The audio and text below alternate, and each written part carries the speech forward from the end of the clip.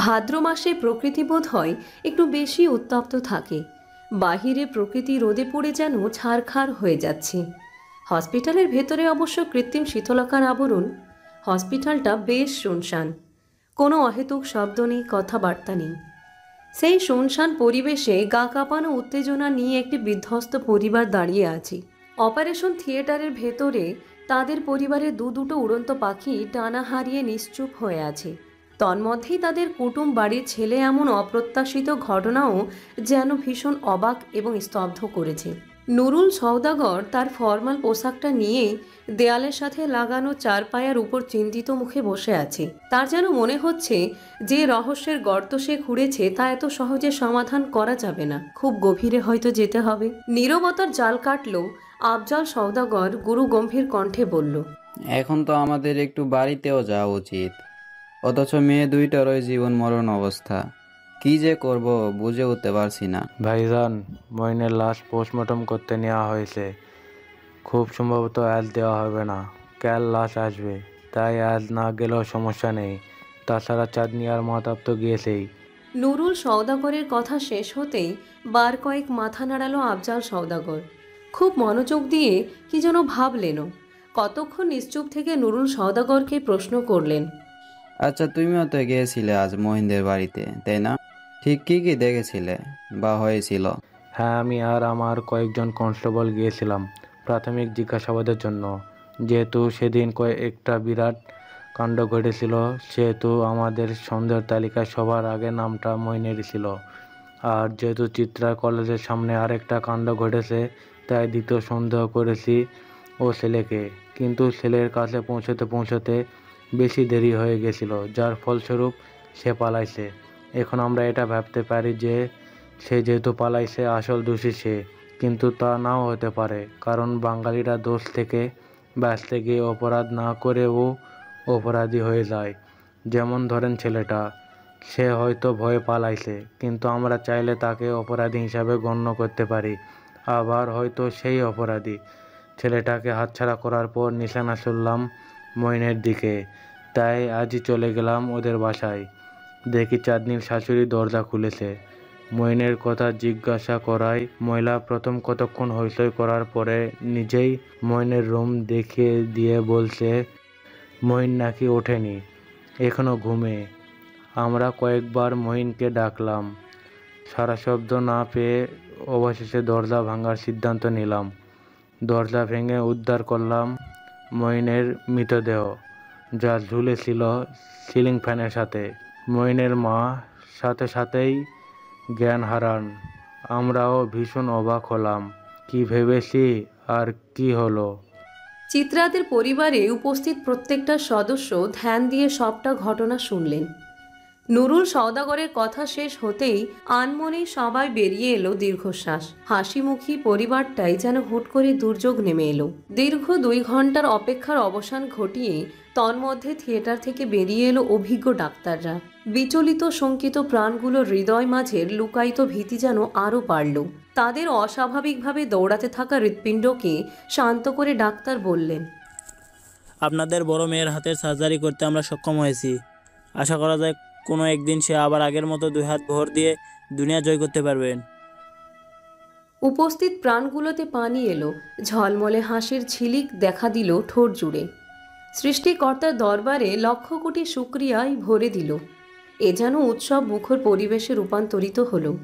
সেই আনন্দকে ছাপিয়ে নুরুল সওদাগর গম্ভীর কণ্ঠে বললেন, চেরি, কি খবর? বাচ্চাটা ভালো আছে তো? উৎসবে আবার ভাটা পড়ল। সত্যি তো, একজনের হালচাল শুনেই সবাই এত খুশি হয়ে গেল, অথচ আরেকটা বাচ্চাও তো লড়াই করছে মৃত্যুর সাথে। নুরুল সওদাগরের প্রশ্নে মুখ ছোট হয়ে এলো ধবধবে ফর্সা ডাক্তারের। মুখ কালো করে বলল, চেরির কোনো পজিটিভ খবর আমরা দিতে পারছি না। ছোটো মানুষের চামড়া ভীষণ কোমল থাকে, আর সে চামড়া যদি এমন ভয়ানক একটা পানীয় শিকার হয়, তাহলে তো বুঝতেই পারছেন সে যে তখন অবধি শ্বাস নিচ্ছে সেটাই মিরাক্কেল।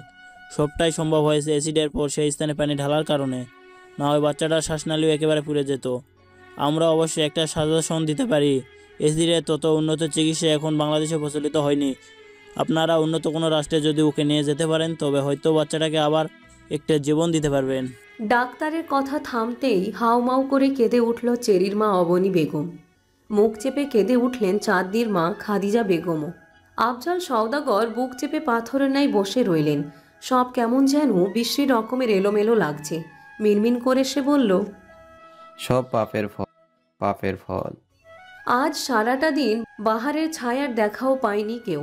সে তার ব্যক্তিগত কাজ, পড়াশোনা, টিউশন নিয়ে ভীষণ ব্যস্ত ছিল। এ নিয়ে চিত্রা রানীর ভীষণ অভিমান জমেছে। অথচ দিনরাত সে জপে যায় বাহারকে তার পছন্দ না। মেয়েজাত সবসময় অতিরিক্ত বুঝদার হওয়ার পরও নিজেদের অনুভূতির সম্পর্কে খুব একটা অবগত তারা থাকে না। আবার কখনো কখনো অনুভূতির বিপরীতে কথা বলে নিজেদের প্রমাণ করতে গিয়ে আরও জড়িয়ে পড়ে অনুভূতির শিকলে। চিত্রাও তার বহির্ভূত নয়, তার উপর আবার টিনেজার। বয়সন্ধির অনুভূতি একটু বেশিই হয়। আকর্ষণ ক্ষমতা তাদের বেশি কাজ করে। চোখ তো নয় যেন রঙিন চশমা।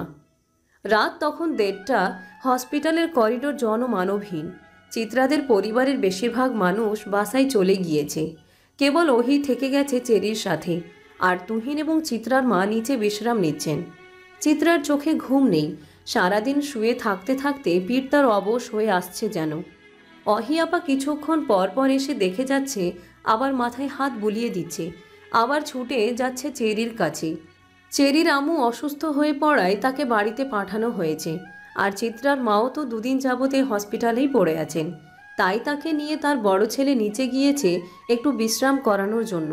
চিত্রা যখন ঘুমানোর চেষ্টায় সবে চোখ বন্ধ করলো, রুমে কারো বিচরণ অনুভব করলো। বন্ধ করে রাখা চোখের পাতা নিমিষেই খুলে ফেলল সে। তার সামনে অনাকাঙ্ক্ষিত সময়ে কাঙ্ক্ষিত মানুষটাকে দেখে কিঞ্চিত ভড়কেও গেল। চিত্রাকে সজাগ দেখে ভ্রু কুঁচকাল বাহার। বিস্মিত কণ্ঠে বলল, আজও ঘুমাওনি? আজও যদি বলি আপনি আসবেন বলে ঘুমাইনি। বাহার হাসল। পরনে টি শার্টটা ঝাড়তে ঝাড়তে চিত্রার সামনে এসে দাঁড়ালো। ঠাট্টার স্বরে বলল, ইস, তাহলে তো আসা উচিত হয়নি। তোমার ছোট্ট মনটাকে একটু ভেঙে দেওয়া উচিত ছিল। সারাদিনে যা ভেঙেছেন তাও বা কম কিসে। চিত্রার ঠোঁট ফুলানো গাঢ় অভিমানী বাক্যে বাহার তেমন একটা পাত্তা দিল না, বরং বেশ গাছাড়া ভাবে বলল, নিজ ইচ্ছায় পাগলও নিজের ক্ষতি করে না, অথচ তুমি নিজেকে ভাঙার জন্য উঠে পড়ে লেগেছো। তার দায়ভার তো আর আমি নিব না, তাই না? বাহারের কথায় কিঞ্চিত লজ্জা পেল চিত্রা। ভুল জায়গায় ভুল অনুভূতি ব্যক্ত করাও এক ধরনের লজ্জার বিষয়। চিত্রার মুখের লজ্জার আভাস যেন বাহারের বুঝতে বাকি রইল না। তাই বাহার কথা ঘুরিয়ে বলল, তা মেয়ে, আজ কেমন আছো? ভালোই আছি, আপনি? তুমি জানো না মেয়ে, কাউকে এই প্রশ্নটা করা উচিত নয়। পৃথিবীর সবচেয়ে কঠিন প্রশ্ন হলো এটা। আর বেশিরভাগ মানুষই এই প্রশ্নের উত্তর দিতে গিয়ে মিথ্যা বলে। একজনকে দিয়ে মিথ্যা বলানোটাও কিন্তু পাপ। বাহারের হেয়ালিপূর্ণ কথায় বিরক্ত হলো চিত্রা। ঝাঁঝালো কণ্ঠে বলল, তো আপনি কেন করছেন? সেধে সেধে পাপ কামাতে আসছেন কেন? আমি সব সময়েরই পাপী বান্দা, পাপ করা যার নিয়ম। তুমি তো পবিত্র, তোমার কি পাপ করা সাজে? বাহারের কথা বলার ভঙ্গিতে মুখ বাঁকালো চিত্রা। বাহার উচ্চ স্বরে হেসে উঠল। বুকে হাত দিয়ে চিত্রাকে লজ্জা দেওয়ার উদ্দেশ্যে বলল, ওফ, এখানে লেগেছে মেয়ে। বাহারের ভঙ্গিতে চিত্রা বিস্ময়ে চোখ বড় বড় হয়ে গেল। পরক্ষণেই খিলখিল করে হেসে উঠল সে। বাহার কিছুক্ষণ অপলক সে হাসির দিকে তাকিয়ে রইল। অতবার সিগারেট বের করে ঠোঁটের ভাঁজে চেপে ধরল। বুক পকেট থেকে দেশলাইয়ের বাক্সটা বের করতে করতে বলল, মেয়ে জাতির যেন স্বভাবই এটা, হেসে দিয়ে পাহাড় ভাঙে, অথচ আমি নষ্ট পুরুষ। চিত্রা ফ্যাল ফ্যাল চোখে তাকাতেই বাহার দরজার বাহিরে চলে গেল। চিত্রা কেবল তাকিয়ে রইল হাঁ করে। লোকটা কি যেন বলে, তা অর্ধেকই চিত্রার মাথার উপর দিয়ে যায়। নতুন একটা সকাল আহাজারিতে পরিপূর্ণ। মাহিনের কাটাছেঁড়া লাশটা পড়ে আছে তাদের বাড়ির সামনের রাস্তাটায়। মহিনের মা ক্ষণে ক্ষণে চিৎকার দিয়ে জ্ঞান হারাচ্ছে। চিত্রার বড় চাচা চাচি, তুহিন, বাহার সবাই এসেছে। মহিনের জন্য সবারই খারাপ লাগছে। নুরুল সওদাগরও ততক্ষণে উপস্থিত হয়েছেন। হাতে তার পোস্টমর্টেমের রিপোর্টের মৃত্যুর কারণ দেখে সে হতভম্ব। প্রকৃতিতে তখন গভীর হয়ে আসা সন্ধ্যার বিচরণ। চারিদিকে কৃত্রিম আলো সর্বোচ্চ চেষ্টা চালিয়ে যাচ্ছে এই সন্ধ্যা নিবারণের জন্য। হাহাকারে ভরে ওঠা মানুষজন চুপচাপ নিবিড়ভাবে স্মৃতি আঁকড়ে বিসর্জন দিচ্ছে অশ্রুকণা। সন্তান যেমনই হোক, বাবা মায়ের কাছে তারা সবচেয়ে মূল্যবান উপহার। সেই জলজ্যান্ত উপহার যখন বিদায় জানায়, তখন কোন বাবা মাই বা মানতে পারে সে বিদায়ের প্রতিধ্বনি? তেমনই মানতে পারেনি লতা বেগম। ছেলের মৃতদেহটা দেখার পরপরই কেমন যেন নেতিয়ে গিয়েছিলেন। ছেলের শেষ বিদায়টাও তিনি দেখতে পারেননি দুচোখ মেলে। বিছানায় কেমন যেন ঘাপটি মেরে শুয়েছিলেন। কারো সাথে কথা বলেননি, চিৎকার চেঁচামেচি করেননি। একদম চুপচাপ স্থির হয়ে গেলেন পাহাড়ের মতো দীর্ঘদেহী মহিলাটা। চাঁদনির স্বামী মাহাতাবও ভাইয়ের মৃত্যুটা মানতে পারেনি। তাও আবার খুন। পোস্টমর্টেম রিপোর্টে যখন দেখা গেল খুনের কথা, তখন থেকেই প্রতিটি মানুষ স্তব্ধ হয়ে গেল। মহিনের লাশটা কবর দিয়ে আফজাল সওদাগর নিজের মেয়েসহ মেয়ের শাশুড়ি, স্বামী সবাইকে নিজেদের বাড়িতে নিয়ে এসেছিলেন। মানুষ হারানোর শোক যে বড় শোক, তবে অদ্ভুতভাবে এই বড় শোকটাও সাধারণ মানুষ কাটিয়ে উঠতে পারে। কিন্তু যতদিন এ শোক স্থায়ী থাকে কোনো মানুষের গহীনে, ততদিন অন্তত সে মানুষটা আগলে রাখতে হয়। শোক জিয়ে রেখে যদি কোনো মানুষ একাকিত্বে আবদ্ধ হয়ে যায়, তাহলে সে মানুষ আর খুব বেশি দিন জীবন সংগ্রামে টিকে থাকতে পারে না। সওদাগর ভিলা বিশাল ডুপ্লেক্স বাড়িটার নাম, যে বাড়ির প্রতিটা ইট সিমেন্ট কেবল বহন করে হইচই রমরমা এক পরিবারের স্মৃতি। আজ সে বাড়ি শোকের নিকোষ কালো আধারে নিমজ্জিত। সওদাগর বাড়ির সবচেয়ে ছোট বউ অবনী নিজের টানটান বিছানায় পা গুটিয়ে বসে আছেন। সামনে তার ছড়ানো ছিটানো কত রকমের স্মৃতির স্তূপ, চোখে তার বর্ণহীন কত অশ্রুকণা। ক্ষণে ক্ষণে ছোট্ট চেরির ছোট্ট ছোট্ট জামা কাপড়গুলো বুকে জড়িয়ে ধরছে, কখনো বা চেরির ড্রয়িং খাতা জুড়ে বিশৃঙ্খলভাবে এঁকে রাখা হাবিজাবি চিত্রকল্পে হাত বুলিয়ে দিচ্ছে, বুকের সবটুকু স্নেহ ঢেলে। মনে পড়ে কত স্মৃতির কোলাহল। চেরি বুঝ হওয়ার পর সামনাসামনি তার বাবাকে দেখেনি, ভিডিও কলের কল্যাণে তাও চেহারাটা চেনা। কত রাত এই ছোট্ট চেরি বায়না ধরত বাবার কোলে ঘুমানোর। কত রাত ভোর হয়ে যেত অবনী বেগমের মেয়ের অবুঝ বায়নার অতিষ্ঠতায়। মাঝে মাঝে দু এক ঘা বসিয়ে দিতেন মেয়েটার পিঠে। আজ সেই স্মৃতি কেবল অভাগিনী মায়ের কান্না বাড়াচ্ছে। বড় মেয়ে তার বরাবরই চুপচাপ স্বভাবের, নিজের মন মতন চলে, কিন্তু ছোট্টটা যে খিলখিল হাসি আর চঞ্চলতায় ভরিয়ে দিত বাড়ির কোণাগুলো। অবনীর পাশের রুমটাতে লতা বেগমকে থাকতে দেওয়া হয়েছে। সুন্দর মতন দেখতে মহিলাটার শরীর বেশ গোলগাল ভারী। মহিলার স্বামী মারা গিয়েছিল আজ থেকে বছর 6 আগে। তারপর থেকে পুরো সংসারে ছেলে দুটোকে নিয়ে এসে একা সাধ করে তাই বড় ছেলের বিয়ে করিয়েছিলেন।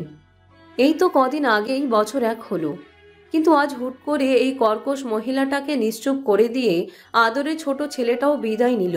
সন্তানের শোকবোধ হয় এত সহজে ভোলা যায় না, তাই হয়তো এত বিধ্বস্ততা মহিলার।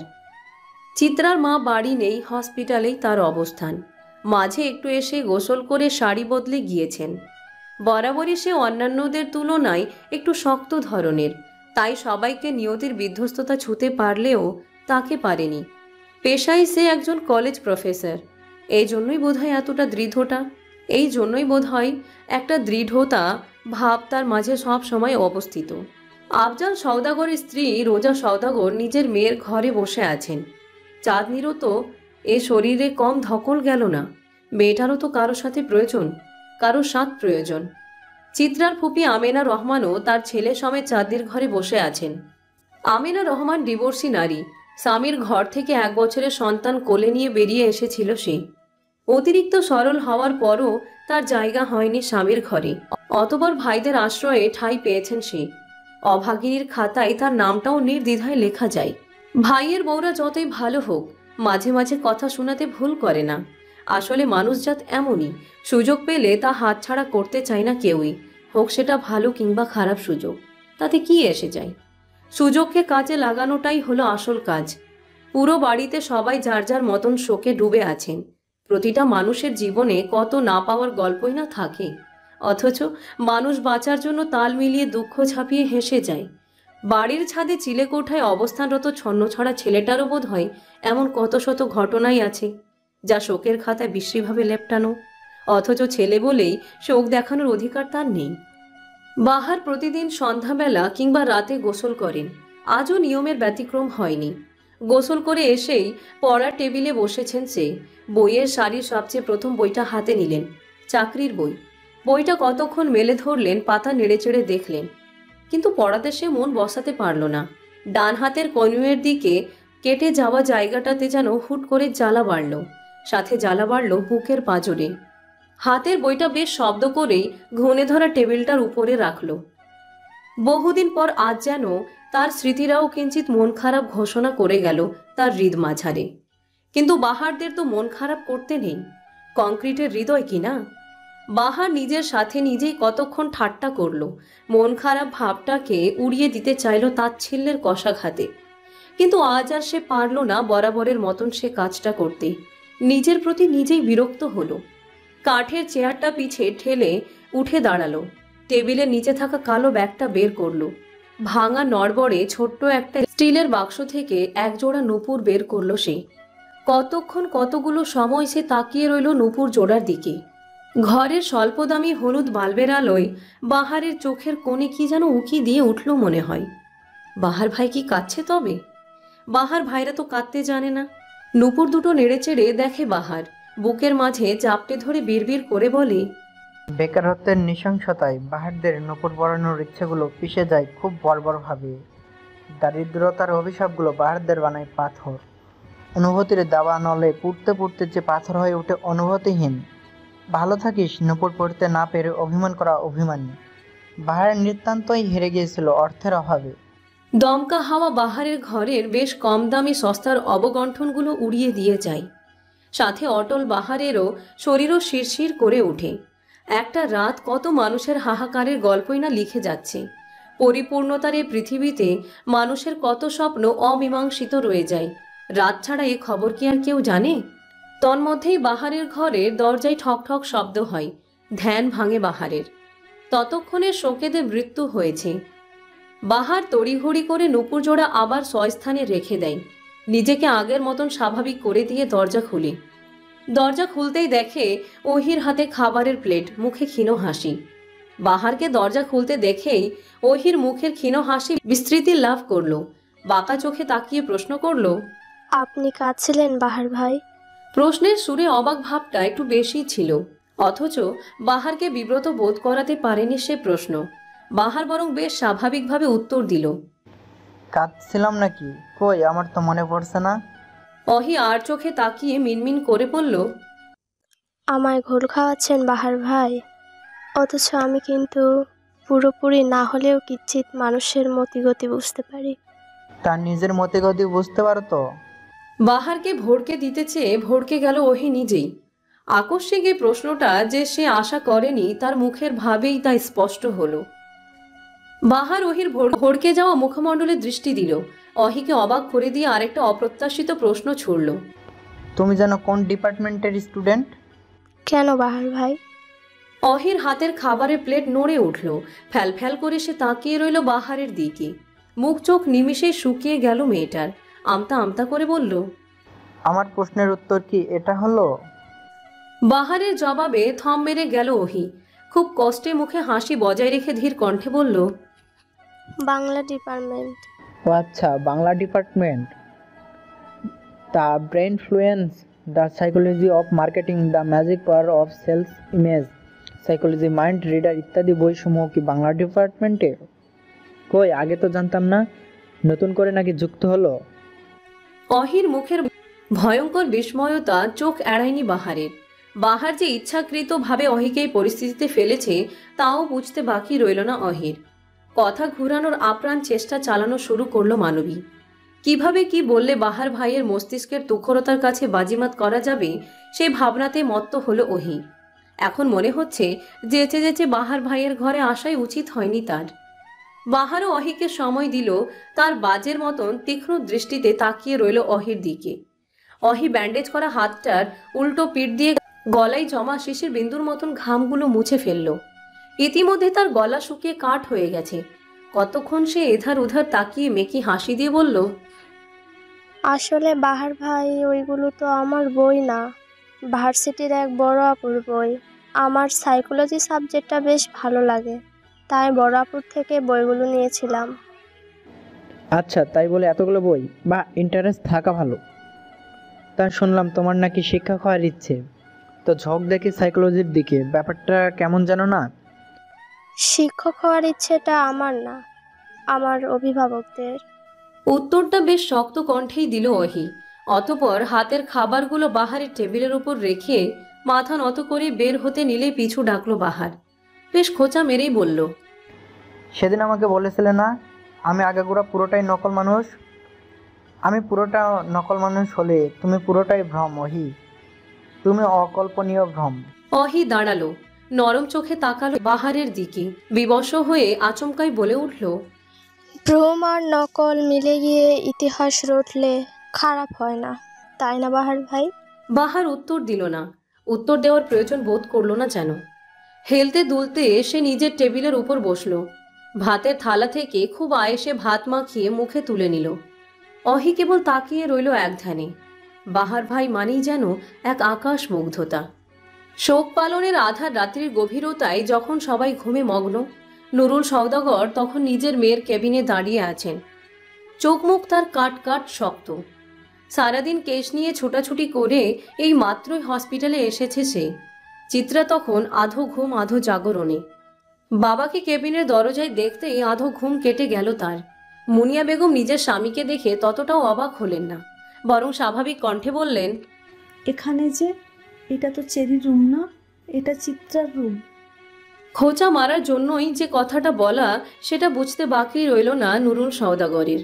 কিন্তু সেই স্ত্রীর কথার জবাব দিলেন না, বরং চিত্রার দিকে তাকিয়ে অস্থির কণ্ঠে বলল, মইনের মৃত্যুর আগে শেষ কলটা তোমার ফোন থেকে করা হয়েছিল চিত্রা। রাত গভীর থেকে গভীর হলো, সাথে অনুভূতিদের ঝিমিয়ে থাকা অঘোষিত যুদ্ধটা নিবিড়ভাবে চলতেই থাকলো।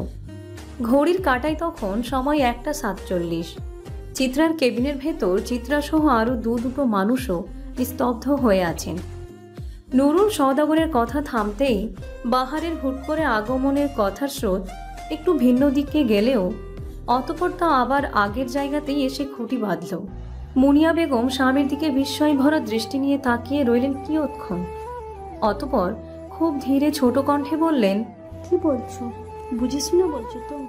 নুরুল সওদাগরের মুখ চোখ তখনও কঠিন। কর্কশ কণ্ঠে সে জবাব দিলেন, প্রমাণ কথা বলছে আমি না। মুনিয়া হতাশার শ্বাস ফেললেন। হতভম্ব চোখে তাকিয়ে থাকা চিত্রার দিকে একবার দৃষ্টি নিবদ্ধ করে ক্ষীণস্বরে স্বামীর উদ্দেশ্যে বললেন, চিত্রার জন্য এটা কি কোনো বিপদ ডেকে আনবে? প্রমাণ যেহেতু চিত্রার বিরুদ্ধে, তাই যে কোনো পদক্ষেপই নিতে হতে পারে আমাদের। আপনার অযৌক্তিক প্রমাণকে একটু দূরে ছুঁড়ে ফেলে যদি মস্তিষ্ক দিয়ে ভাবেন, খুশি হব। অন্তত এইটুকু তো বুঝবো যে আপনারও ব্রেইন নামক কোনো বস্তু আছে যেটা যুক্তিও বোঝে। বাহারের কথায় তুমুল তাচ্ছিল্যের সুর, অথচ নুরুল সওদাগরে তাতে যেন কিচ্ছু আসে যায় না। সে স্বাভাবিকভাবেই বলল, আইন প্রমাণ চেনে। আর আপনি চেনেন মিথ্যা অহংকারে। কিসের আইন শেখাচ্ছেন আমাদের? আপনার আইন কি এতই যুক্তি ছাড়া চলাচল করে যে একটা মেয়ে যে রাতে অপারেশন থিয়েটারে মৃত্যুর সাথে লড়াই করছে, সে মেয়ে কিভাবে আরেকজনকে খুন করার আগে পিছে বা কোনো কিছুতে ছিল? বাহারের প্রতিটি কথা যুক্তিসঙ্গত, কিন্তু নুরুল সওদাগরও দমে যাওয়ার পাত্র না। সে ইনিয়ে বিনিয়ে আরও কিছু বলার চেষ্টা করতেই থামিয়ে দিল মুনিয়া বেগম। মহিলাটি কেমন গম্ভীর স্বরে বলে উঠল, বড় আইনের কথা বলছো যে? অন্যদের বেলায় তোমার আইনের এত নিয়ম, নিজের বেলা আইন তোমার অন্ধ বুঝি? এ কেমন আইন? এবার আর কোনো কথা বলার সুযোগ পেলেন না নুরুল সওদাগর, বরং নিজের স্ত্রীর দিকে ফ্যাল ফ্যাল চোখে তাকিয়ে রইলেন। এতগুলো বছর পর তার স্ত্রী যে তার দুর্বল জায়গায় হাত দিবে, এটা যেন তার ধারণার বাহিরেই ছিল। অবশ্য কথাই আছে না, দেয়ালে পিঠ ঠেকে গেলে বিড়ালও সিংহ হয়ে ওঠে। আর মুনিয়া তো বুদ্ধিমতী। চিত্রা নিজের মা বাবার কথা নীরব থেকে শুনে গেল। এক্ষেত্রেই যেন তার তুমুল নীরবতা। বাবার সামনে তার অনেক কিছু বলার থাকলেও বলা হয়ে ওঠে না। কেন এত সংশয়, দ্বিধা তা জানা নেই চিত্রার। সে কেবল এতটুকুই জানে, বাবা মানে ধারালো তীর, যা খণ্ড বিখণ্ড করে অষ্টাদশীর হৃদয়। নুরুল সওদাগর যেন চোখ লুকিয়ে বাছার জন্য হুট করেই কেবিনের বাহিরে চলে গেল। মুনিয়া বাঁকা হাসল। যে মানুষ নিজেদের অতীত ভুলে যায় অতিরিক্ত উড়বার জন্য, তার ডানায় অতীতের প্রলেপ লাগিয়ে দিতে হয় নিজ দায়িত্বে। কিছু মানুষকে অতীত ভুলতে দেওয়া যাবে না। বাবা যেতেই হাঁপ ছেড়ে বাঁচল চিত্রা। কেমন ঝিমানো কণ্ঠে বলল, আম্মু, আব্বু এমন করে কেন আমার সাথে? আমার দোষ কোথায়? তোমার দোষ আসলে না, দোষটা হলো গিয়ে আমার। আমি তোমার বাবার স্ত্রী হতে পেরেছি, তবে প্রেমিকা না। তাই হয়তো কেবল স্ত্রীর কন্যাকে গ্রহণ করতে পারিনি। মায়ের কথায় ভ্রু কুচকালো চিত্রা। কথাটা যে তার বোধগম্য হয়নি সেটা স্ফুর্তিত হলো তার মুখমণ্ডলে। তবে বাহার বোধ হয় আজ করল কিছুটা। তাই তো সে গম্ভীর কণ্ঠে প্রশ্ন ছুড়ল, আপনার কথাই না হয় মানলাম আন্টি, স্ত্রী সন্তান বলে চিত্রাকে আজ মানতে পারছে না চিত্রার বাবা। তবে তুহিনের ক্ষেত্রে তো মেনে নেওয়ার ব্যাপারটা ভীষণ স্বাভাবিক। এখন স্ত্রী প্রেমিককে আর ভেদাভেদ হওয়ায় মিলিয়ে যায় কেন? এখানে অবশ্য ছেলে মেয়ের বিভেদের কথাও আমি বলবো না, কারণ মেয়ে অপছন্দ হলে চেরি আর ওহির নিয়মের ক্ষেত্রেও একই হতো। শেপটা কেমন গোল মেলে না আন্টি? বাহার ভীষণ চতুর ছেলে। তার প্রশ্নের উত্তর দিতে গিয়ে কিঞ্চিত হিমশিম খেল মুনিয়া বেগম। কথা কাটানোর জন্য সে কেবিন ছেড়ে চেরিকে দেখার অজুহাতে বেরিয়ে গেল। বাহার হাসল। সে জানতো এমন কিছুই হবে।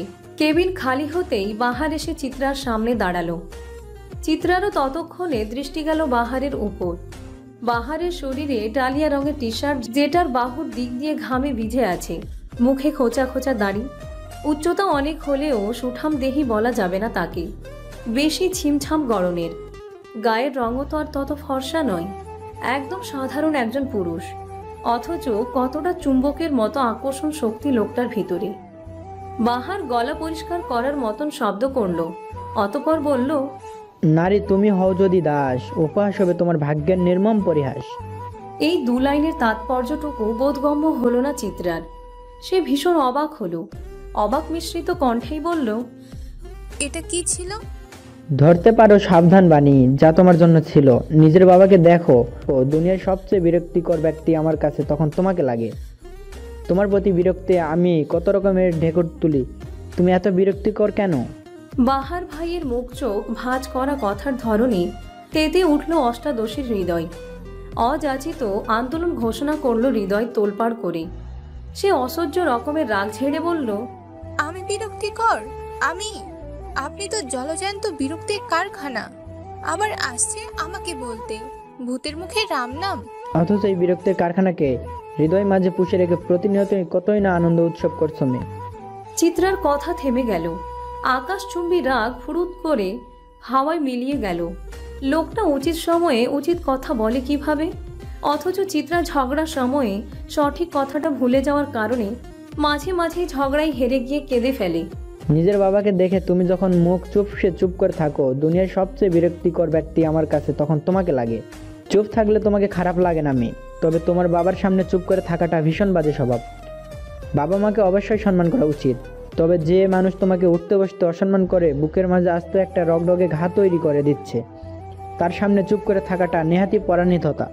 অথচ তোমার এখন মুক্ত হয়ে ওড়ার সময়। বাবাকে চিত্রা ভীষণ বেশি ভালোবাসে, তাই হয়তো চেয়েও বাবার সামনে সে কঠিন কিছু বলতে পারে না। অথচ বাবা কত নির্দ্বিধায় না চিত্রাকে ক্ষত বিক্ষত করে ফেলে। বাবার কথা মনে পড়লেই আকাশ পাতাল আধার করে চিত্রার মন খারাপ হয়। তাই কথা ঘোরানোর জন্য চিত্রা বলল, আচ্ছা বাহার ভাই, আপনার সিগারেট খাওয়ার অভ্যাস ছাড়বেন কবে? যেদিন আর ভিতর পুড়বে না সেদিন আর বাহিরও পুরাবো না। আপনারও তাহলে ভিতর পুড়ে? কেন মেয়ে, আমি কি মানুষ না? পৃথিবীর প্রতিটি মানুষেরই ভেতর পড়ে, কেউ প্রকাশ করে আর কেউ গোপন রাখে। বাহার ভাই, আপনি এত জটিল কেন? তুমি আমায় জটিলভাবে গ্রহণ করেছো বলে। জানেন বাহার ভাই, আপনি আমার কাছে ক্যাকটাস ফুলের মতন। আর তুমি আমার কাছে আলকানন্দা কিংবা সন্ধ্যার রঙ্গনা। ইস, লোকটা যেন উত্তর তৈরি করেই এসেছে। এত বিব্রতকর কথা বলেও লোকটাকে বিব্রত বোধ করাতে না পেরে হতাশার শ্বাস ফেলল চিত্রা। হুট করেই তার মাথায় খেলে গেল দুষ্টু বুদ্ধি। কিটকিটে হেসে বলল, আপনি কি জানেন অষ্টাদশী তার বুকের মাঝে আস্ত একটা বাহার ভাই পুষে রেখেছে? প্রিয় অষ্টাদশীর কাটার প্রতি এত ঝোঁক বড়ই আশ্চর্যের। তুমি কি জানো মেয়ে? চলতি পথে জাদুকর ভালোবাসা প্রেমিক ডাকাতের মতো তোমাকে ছিনিয়ে নেবে, মৌসুমি বাতাসে উড়ে যাবে ভালোবাসা, হৃদয়ের জোড়া পথে তুমি হারিয়ে যাবে, তুমি লুটপাট হয়ে যাবে, তুমি চৌচির হয়ে যাবে, তুমি লুটপাট। গানটা শুনেছিলে মেয়ে? তুমি আমার মাঝে ডুবতে এসো না, হারিয়ে যাবে। কি লাভ নিজেকে হারানোর? সিদ্ধে আসক্ততা কেন মেয়ে? চিত্রা উত্তর দিল না। এই বাহার ভাইয়ের দিকে তাকিয়ে থেকেও যেন বিশ্বযুদ্ধ জয় করার মতন আনন্দ পাওয়া যায়। অনুভূতিরা মাঝে মাঝে এত মিষ্টি হয় কেন? বাহার পকেটে দুহাত গুজে বের হতে নিলেই চিত্রা আনমনে বলে উঠল,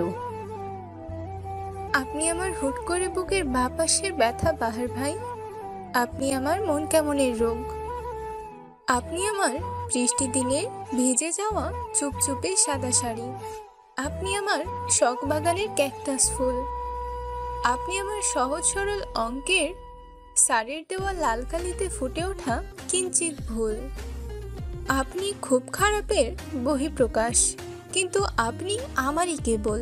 বাহার যেতে নিয়েও ফিরে তাকালো, হাসলো না, বরং গম্ভীরও করলো না, কেবল ধীর কণ্ঠে বলল, আমি তোমার চায়ের কাপের নীল রাঙা বিষ, যা পান করলে তোমার মৃত্যু নিশ্চিত, অথচ তুমি পান করতে মরিয়া। শোনো মেয়ে রঙ্গনা, প্রেম ভালো, তবে তোমার প্রেমিক না।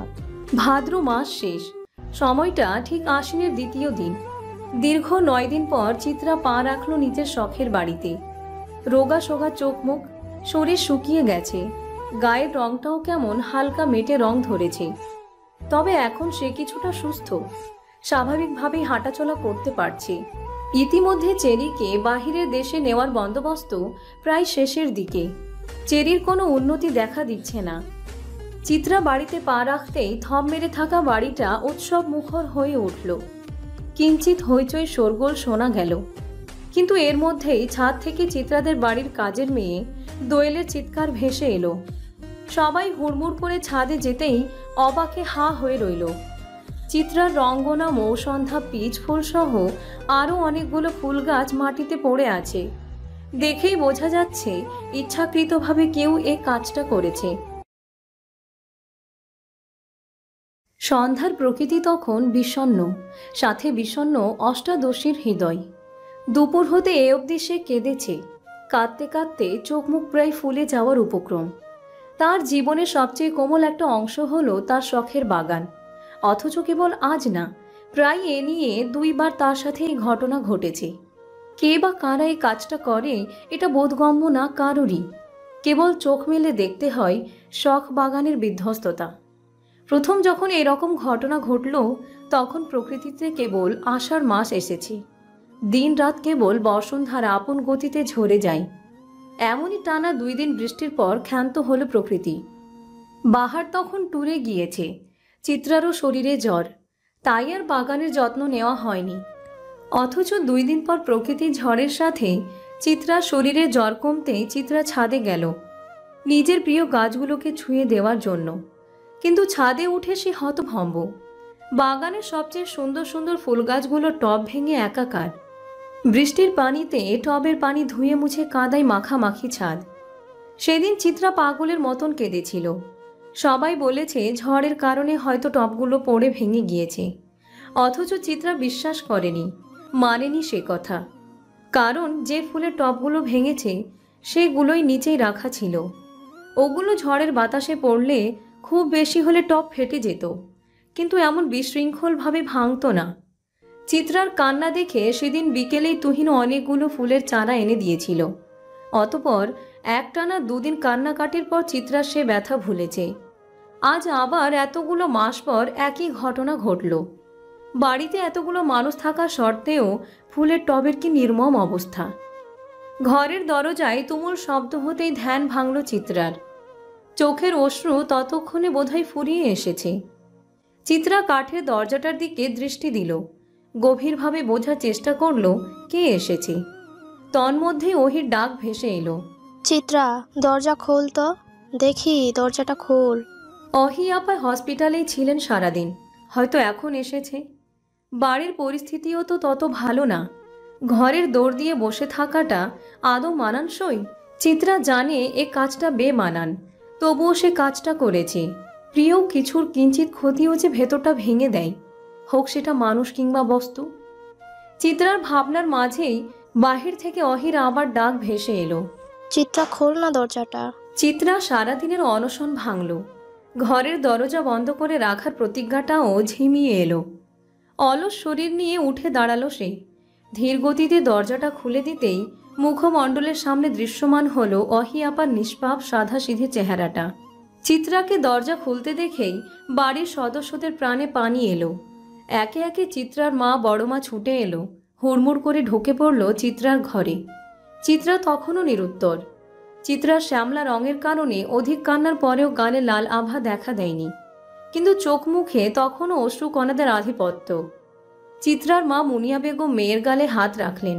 খুব ধীর থেকে ধীর কণ্ঠে বললেন, কেঁদেছিস কেন বোকামে? তোর জন্য তোর তুহিন ভাইজান না হয় আবারও চারা গাছ এনে দিবে, এমন কারণে কাঁদতে হয় নাকি? মায়ের আদুরে আলাপে চিত্রা ঠোঁট ফুলালো, চোখ মুখ আধার হয়ে এলো তার। এই তো মনে হচ্ছে হয়তো এখনই কেঁদে দিবে। অহি হয়তো বুঝতে পারলো চিত্রার অনুভূতির মতিগতি, তাই ব্যতিব্যস্ত কণ্ঠে বলল, কাঁদিস না, কাঁদিস না, দাঁড়া, আমি তোর জন্য একটা জিনিস এনেছি। চিত্রার কাঁদো কাঁদো চোখে মুখে ভর করল বিস্ময়। অহি আপা তার জন্য কিছু এনেছে, অথচ অহি আপার আগে এসব ব্যাপারে কোনো হেলদোল দেখা যায়নি। চিত্রা যখন অধীর আগ্রহে দরজাটার দিকে তাকিয়ে রইল, অহি আপা মিনিট দুইয়ের মাঝেই 4টা ফুলের টব নিয়ে হাজির হলো। 2টো টব দোয়েলের হাতে আর 2টো তার নিজের হাতে। চিত্রা ফ্যাল ফ্যাল করে কেবল তাকিয়ে আছে। সে ঠিক বুঝতে পারছে না তার সাথে হচ্ছেটা কি। এতটুকু বয়সে কি তারও মতিভ্রম হচ্ছে? না হলে অহি আপার মতন মানুষ কিনা ফুলের টব এনেছে নিজে চেঁচে, তাও আবার চিত্রার জন্য? কেবল চিত্রা না, অবাক হলো উপস্থিত সবাই। অহি কখনো বাড়িতে ঘটে চলা ঘটনার স্রোতে গা ভাসায় না। তাকে বরাবরই দেখা যাবে পড়ার টেবিলে কিংবা তার ঘরের বারান্দায়, অথচ আজ সে মেয়ে বোনের অশ্রু মুছাতে ফুলের টব এনেছে ভাবতেই সকলের শরীরে কিঞ্চিত আনন্দের ধারা বয়ে গেল। অহি সবার হতভম্ব মুখখানার দিকে একবার চাইল। মেজ চাচি, বড় চাচি সকলের দৃষ্টি তার দিকে নিবদ্ধ। এর কারণে সামান্য অস্বস্তিতে গা কাঁপল অহির। সবার হতভম্ব মুখের দিকে তাকে মিনমিন করে বলল, আসলে বড় আপা দুপুরে কল দিয়ে বলেছিল চিত্রার গাছগুলো নাকি ভেঙে গেছে, তাই ও নাকি দরজা আটকে বসে আছে, কান্নাকাটি করছে। তাই কয়েকটা চারা গাছ নার্সারি থেকে কিনে আনলাম। বাড়ির পরিস্থিতি, এমনকি চিত্রার পরিস্থিতিও ততটা ভালো নেই যে ওসব নিতে পারবে, তাই নিয়ে এলাম। সারাদিনের মন খারাপ যেন হাওয়ায় মিলিয়ে গেল।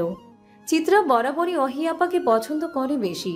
অহি আপার দৃঢ়তা সম্পন্ন চালচলনটাই চিত্রার পছন্দের কারণ। কিন্তু অহি আপা গম্ভীর মুখ বলে তাদের ভাব এতটা জমেনি কখনোই। অথচ সেই অহি আপাই আজ চিত্রার খুশির কথা ভাবছে। এটাই যেন চিত্রাকে রাজ্যের সুখ এনে দিচ্ছে।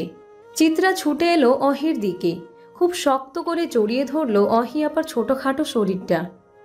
বাঁ হাতটায় টান পড়তেই কেমন চিনচিনে ব্যথা করে উঠল, কিন্তু সে ব্যথায় তোয়াক্কা করল না চিত্রা। সব ব্যথা ছাপিয়েই যেন আজ অহি আপার আগমন ঘটেছে। চিত্রার পাগলামো দেখে উপস্থিত সবাই হাসল। যাক, বাড়িটাতে এতদিনে প্রাণ ফিরল, কেমন সতেজতায় ভরে গেল চারপাশ। আশ্বিন মাসে সচরাচর বৃষ্টির দেখা মেলে না। আকাশে কেবল তুলোর মতন মেঘেদের ছড়াছড়ি দেখা যায়। শরতের নরম তুলতুলে আকাশ, আদুরে প্রকৃতি, সজীব গাছপালা দেখতেও ভালো লাগে। অথচ আজ আবহাওয়া শরতের রূপে নেই। ঝিরিঝিরি বৃষ্টিতে প্রকৃতি কিঞ্চিত সিক্ত। যে বৃষ্টির ছাদে ভিজে যাচ্ছে চিত্রার শরীরে ঢিলেঢালা জামাটাও। জামার জায়গায় জায়গায় বৃষ্টির ফোঁটার চিহ্ন পরিলক্ষিত, অথচ চিত্রার সেখানে ধ্যানই নেই। সে ফুলের টবে নতুন মাটি চেপে চেপে দিতে ব্যস্ত। এই মেয়ে, শুনলাম আজ নাকি প্রচুর কেঁদেছো। হুট করে এমন ডাকে ভীত হলো চিত্রা। ডান হাতের মুঠোয় থাকা মাটিগুলোকে আর একটু শক্ত করে চেপে ধরে কেঁপে উঠল, কিন্তু কণ্ঠের মালিককে চিনতে তার সামান্য অসুবিধা হলো না। সে অবাক উত্তর দিল, বাহার ভাই, কোথায় ছিলেন কাল থেকে এ অবধি? কালো টি শার্টটার গলার দিকটা টানতে টানতে বাহার উত্তর দিল, পার্সোনাল কাজ। কি কাজ বাহার ভাই? চিত্রার প্রশ্নে বাহার ভ্রু কুঁচকাল। বেশ তীক্ষ্ণ কণ্ঠে বলল, পার্সোনাল কাজ মানে বুঝো না? যেখানে ব্যক্তিগত শব্দটা উল্লেখ আছে সেখানে সেটার বিশ্লেষণ চাওয়াটা বেশ বোকামি, অথচ তোমায় আমি বুদ্ধিমতী ভাবি। বাহারের কথার ধরনে আবারও মনের কোণে মেঘ জমল চিত্রার। মুখটা অপমানে ছোট হয়ে গেল। সে বেশ শুকনো কণ্ঠে উত্তর দিল, দুঃখিত। তা আজ নাকি অনেক চারাগাছ পেয়েছো? বাহার যে পরিস্থিতি ঘুরানোর চেষ্টা করলো তা বুঝতে বাকি রইল না চিত্রার। সেও মাথা নাড়িয়ে বলল, হ্যাঁ বাহার ভাই, জানেন আমার সব সুন্দর ফুলের টবগুলো কে যেন ভেঙে ফেলেছে। কে ভেঙেছে বলো তো? তোমার কাছের কেউ না তো? বাহারে প্রশ্নাত্মক বাক্যে অবাক হলো চিত্রা। তার কাছের কেউ ভেঙেছে মানে? বাহার ভাই কি বলতে চাইল? তবে কি বাহার ভাই জানে কে এ কাজখানা করেছে? ভাবুক চিত্রার মাথায় চিন্তারা দলা পাকিয়ে গেল। হাঁসফাঁস করে উঠল হৃদয় কোণ। অধৈর্য কণ্ঠে তাই সে জিজ্ঞেস করল, আমার কাছে কেউ? কিন্তু কেন বাহার ভাই? আর কেই বা করেছে? চিত্রার প্রশ্নে বাহার ঠোঁট উল্টিয়ে বুঝালো যে এর উত্তর তার জানা নেই। হতাশার দীর্ঘশ্বাস বের হয়ে এলো চিত্রার বুক চিরে। মন খারাপ করে বলল, বাহার ভাই, রঙ্গন ফুলের গাছটাও ভেঙে ফেলেছে। আলকানন্দা তো আছে, তোমায় না হয় আলকানন্দা বলবো। এবার বলো তো নতুন চারাগাছগুলো কোন কোন ফুলের? অলোকনন্দা, হাসনাহিনা, সন্ধ্যামালতী আর শ্বেতচন্দন। বাহ, অনেক তো, আর কিছু চাই? বাহারের প্রশ্নে চিত্রার দুষ্টু বুদ্ধিগুলো মাথা চাড়া দিয়ে উঠল। টকবক করে উঠল ডানা ঝাপটিয়ে। চিত্রা বাহারের দিকে ঘুরে বাহারকে পুরো পা থেকে মাথা অবধি দেখে কুটিল হেসে বলল, হ্যাঁ চাই তো, আপনাকে চাই। বাহার মেয়েটার দিকে তাকিয়ে দীর্ঘশ্বাস ফেলল। খুব গভীরভাবে কি যেন ভাবল। অতপর আনমনে বলল, আমায় চেয়েও না আলকানন্দা।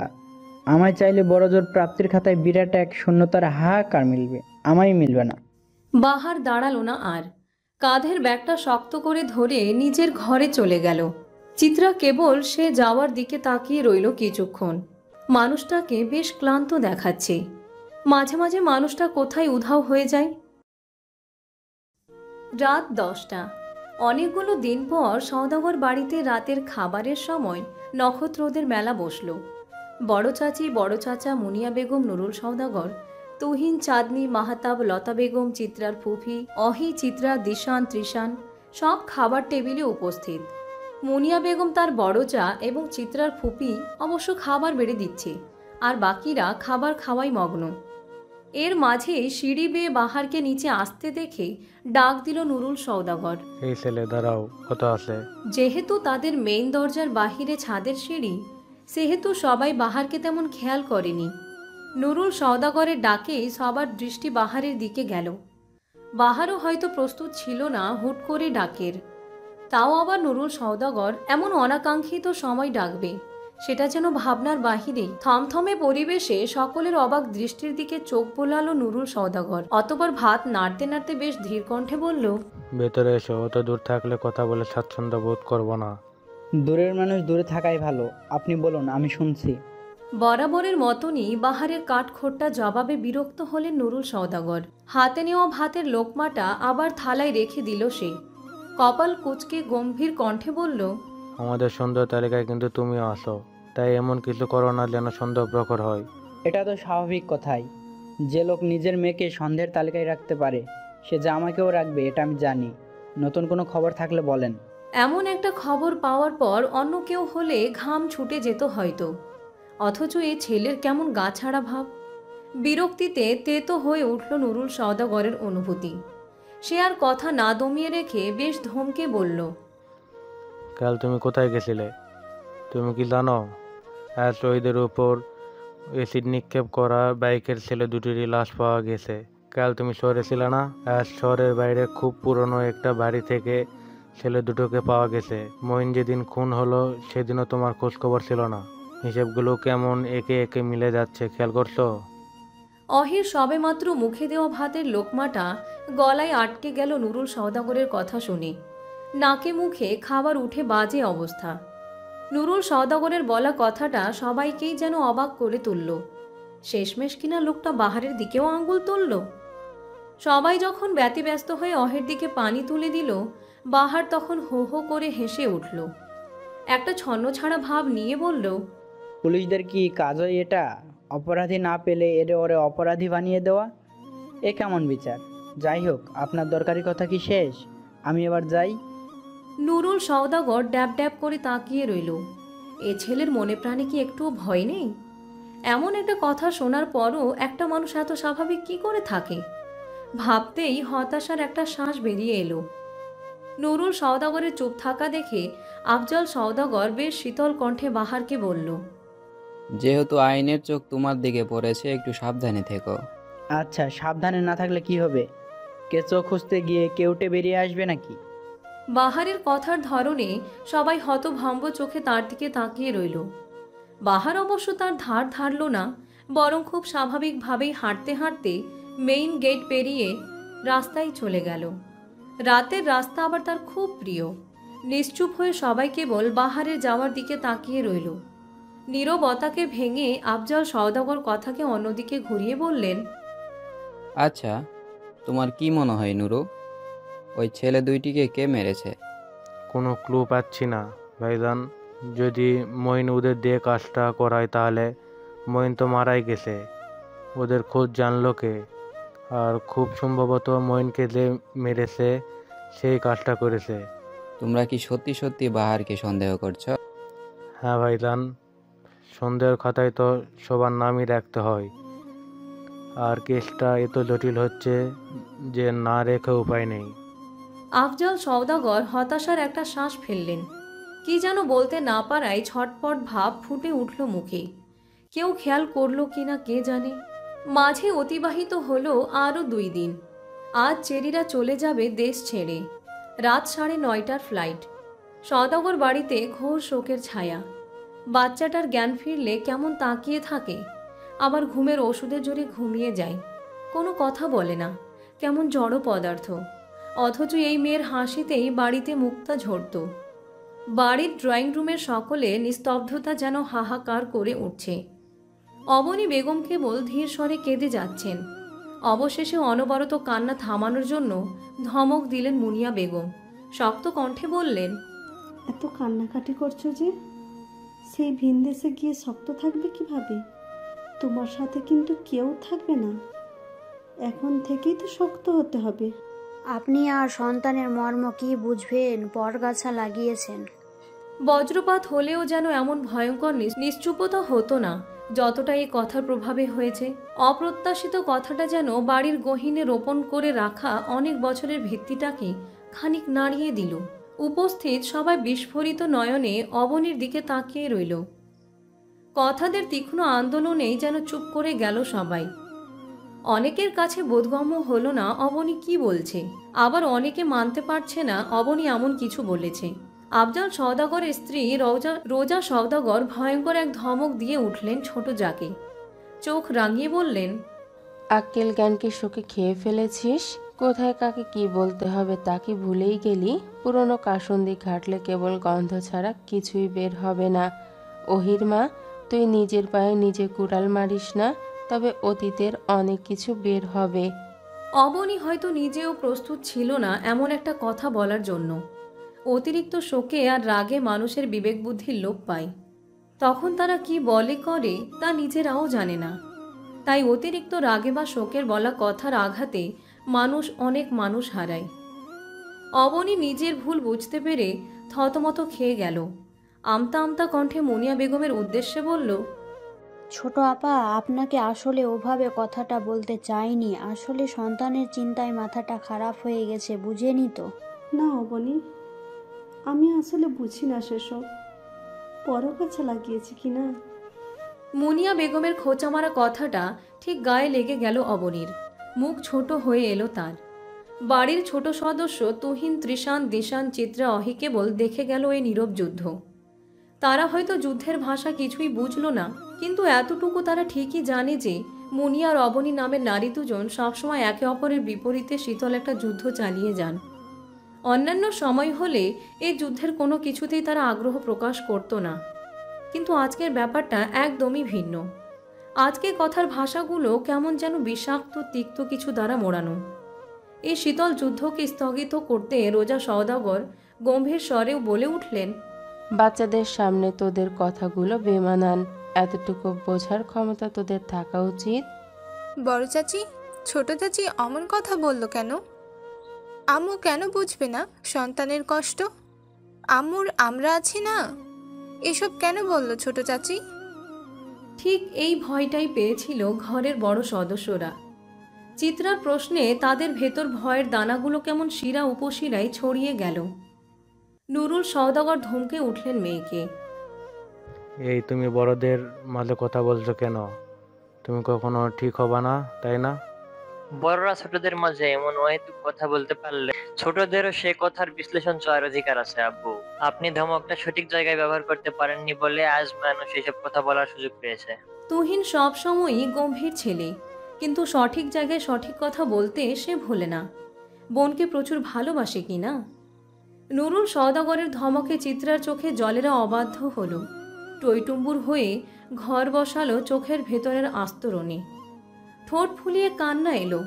বাবা সবাইকে কত ভালোবাসে, অথচ তার বেলাতেই এসে এতটা নিষ্ঠুর হয়ে যায় কেন? তুহিনের কথা যে অবনী বেগমের তেমন ভালো লাগেনি, তা অবনী বেগমের মুখ চোখের ভাব দেখেই বোঝা গেল। সে মুখটাকে পাংশুটে বর্ণ করে তুহিনের উদ্দেশ্যে বলল, ভুল মানুষ মাত্র হয় তুহিন, তাই বলে বড়দের এভাবে বলা উচিত না। তোমার মতো ছেলের কাছে অন্তত এসব আশা করা যায় না। বড়রা যদি নিজের সীমাবদ্ধতা ভুলে যায় তবে এসব হবেই চাচি। আপনার জন্য এই বাড়ির ইতিহাসটা ভীষণ আধার, তাই আপনার এসব অসামঞ্জস্য কথা না বলাই ভালো। সময়ে ভদ্র মানুষ কিন্তু আদব ভুলে বেয়াদব হয়ে যায়। অবনী বেগম হতভম্ব চোখে তাকিয়ে রইলেন তুহিনের দিকে। তুহিনের মতন ঠান্ডা ছেলে কিনা তাকে এসব বলেছে? অপমানে শিউরে উঠলেন সে। নুরুল সওদাগরের দিকে তাকিয়ে অভিযোগের সুরে বললেন, আপনার সন্তান আমার সাথে এমন আচরণ করছে, কিছু বলবেন? নুরুল সওদাগর বরাবরই ছেলের সাথে তর্কাতর্কিতে কম যান, কারণ সে তার ছেলেকে জানে। ছেলে তার অনেক ভদ্র, কিন্তু মা বোনের প্রতি বেশি পজিটিভ। সেখানে তার এই সত্তার উপর কেউ আঁচড় কাটলে সে হিংস্র হয়ে যায়। তবুও নুরুল সওদাগর ডাক দিলেন ছেলেকে। রাশভারী কণ্ঠে বললেন, তুহিন থামো, তোমার চাচি হয় উনি, সম্মান দেও তাকে। বড়দের সাথে অভদ্রতা তোমার শেখায়নি কিন্তু। তুহিন সোফা ছেড়ে দাঁড়িয়ে গেল। সোফার সামনে সেন্টার টেবিলের উপর থাকা ফুলদানিটা আছাড় মেরে ভেঙে ফেলল। হুট করে শান্ত তুহিন রাগী হয়ে উঠল। মুখ চোখে যেন অগ্নিবর্ষণ হচ্ছে। গলার রগ টান টান হয়ে ফুলে গেছে। সে সিংহের মতো গর্জন দিয়ে বলে উঠল, আপনি যা শিখিয়েছেন তা সমাজে দেখালে আপনার মুখ থাকবে তো? আর কত বলবেন, আর কত? আপনার জন্য আমরা হেমন্যতায় ভুগি। লজ্জা হয় না আপনাদের? আবার আমার বোনকে নিয়ে আপনি কথা বলেন। আপনার মুখে ওর নামটাও বেমানান। কথা শেষ করেই ধপাধপ পা ফেলে তুহিন নিজের রুমে চলে গেল। হুট করেই ড্রয়িং রুমের এমন বিধ্বস্ততাই অবাক সবাই। রোজা সওদাগর মুখ বাঁকিয়ে উঠলেন, বিরক্ত স্বরে বললেন, ওহির মা, কয়লা ধুইলে ময়লা যায় না, তুই তার প্রমাণ। তুহিনের মতো ঠান্ডা ছেলেটাকেও রাগিয়ে দিয়েছিস। তোর জন্য আমার ছোট দেবরটা দেশমুখী হয় না, সংসার থাকতেও বৈরাগী সে। তোর জন্য ওহি মেয়েটা আজ এমন নিস্তব্ধ, অথচ তুই মানুষ হইলি না, সংসারটা খেলি। আমার সোনার সংসারে হাত দিয়েছিস। অবনী আঁচল মুখে চেপে কেঁদে দিল। আজ অনেকের অনেক কথাই যেন কেমন ভয়ঙ্কর অতীতের আভাস দিল। হতভম্ব মানুষজন কেবল দেখে গেল এই কাণ্ড। তাদেরকে আরেকটু অবাক করে দিয়ে ঘরে প্রবেশ করল বিধ্বস্ত বাহার, যার মাথা ফেটে রক্ত বেরিয়েছে, টি শার্টটাও ছিঁড়ে গিয়েছে, ডান হাতের কনুয়ের দিকে ছিলে গেছে। বিধ্বস্ত এই বাহারকে দেখার পর সবার ভেতর উত্তেজনারা পাখা ঝাপটানো শুরু করছে ক্রমাগত। আজ বছর এক তো হতে চলল, মানুষটাকে সবাই দেখছে, অথচ এমন রূপ কখনোই দেখা হয়নি। এজন্য হয়তো অবাক ভাবটা বেশি। বাহারকে দেখে সবার প্রথম মুনিয়া বেগমই দৌড়ে এলেন। ব্যস্ত কণ্ঠে বললেন, বাবা, কি হয়েছে তোমার?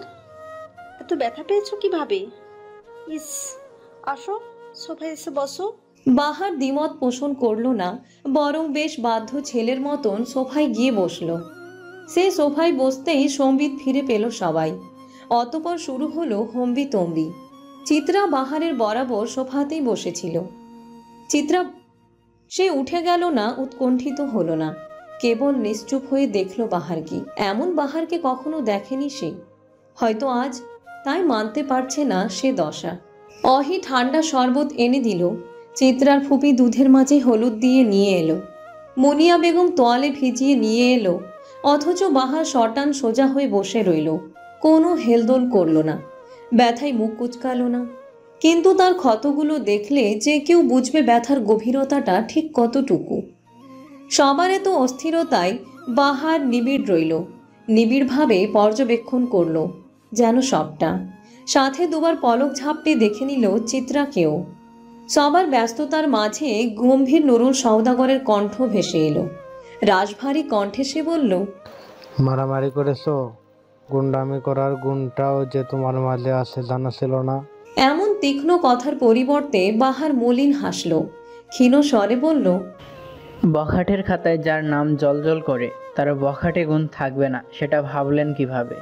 নুরুল সওদাগর হয়তো আরও কিছু বলতেন, কিন্তু তাকে চুপ করিয়ে দিল চিত্রা। খুব ভদ্রতার সাথে সে বলল, আব্বু থামুন, ক্ষত যার এমনিতেই আছে তার ক্ষত বাড়ানোর কি প্রয়োজন? অনেক তো ক্ষত করলেন, মাঝে মাঝে প্রলেপ লাগালেও তো পারেন। চিত্রা নামের মেয়েটির মুখে যে এমন কথা উচ্চারিত হবে তা সবারই ভাবনার বাহিরে ছিল, যার জন্য উপস্থিত সবাই হতবিহ্বল, দৃষ্টি চিত্রাতে নিবদ্ধ। আজ যেন একের পর এক চমকে তাজ্জব সওদাগর বাড়ি। হুট করে বাড়ির মানুষগুলো যেন বড্ড অপরিচিত হয়ে উঠেছে। এতটা অপরিচিত তারা হয়তো কখনোই ছিল না। উপস্থিত বিস্মিত সব চেহারার মাঝে কেবল একজনের মুখে চাপা হাসির রেখা দেখা দিল, যে মানুষ চিত্রাকে ঘাত প্রতিঘাতের বাণী শুনিয়েছিল। পরপর ছেলে ও মেয়ের এমন উত্তর দেওয়ার ভঙ্গিমায় নুরুল সওদাগরও যেন কথা বলতে ভুলে গেলেন। মেয়ের দিকে কতক্ষণ তাকিয়ে রইলেন নিরুত্তর। আশপাশ হাতড়ে যখন ভাটা পড়ল শব্দগুচ্ছের সমুদ্রে, তিনি নতজানু হয়ে প্রস্থান নিলেন। সে যেন দেখলেন মিছে ক্ষমতার আস্ফালন এখন আর চলবে না।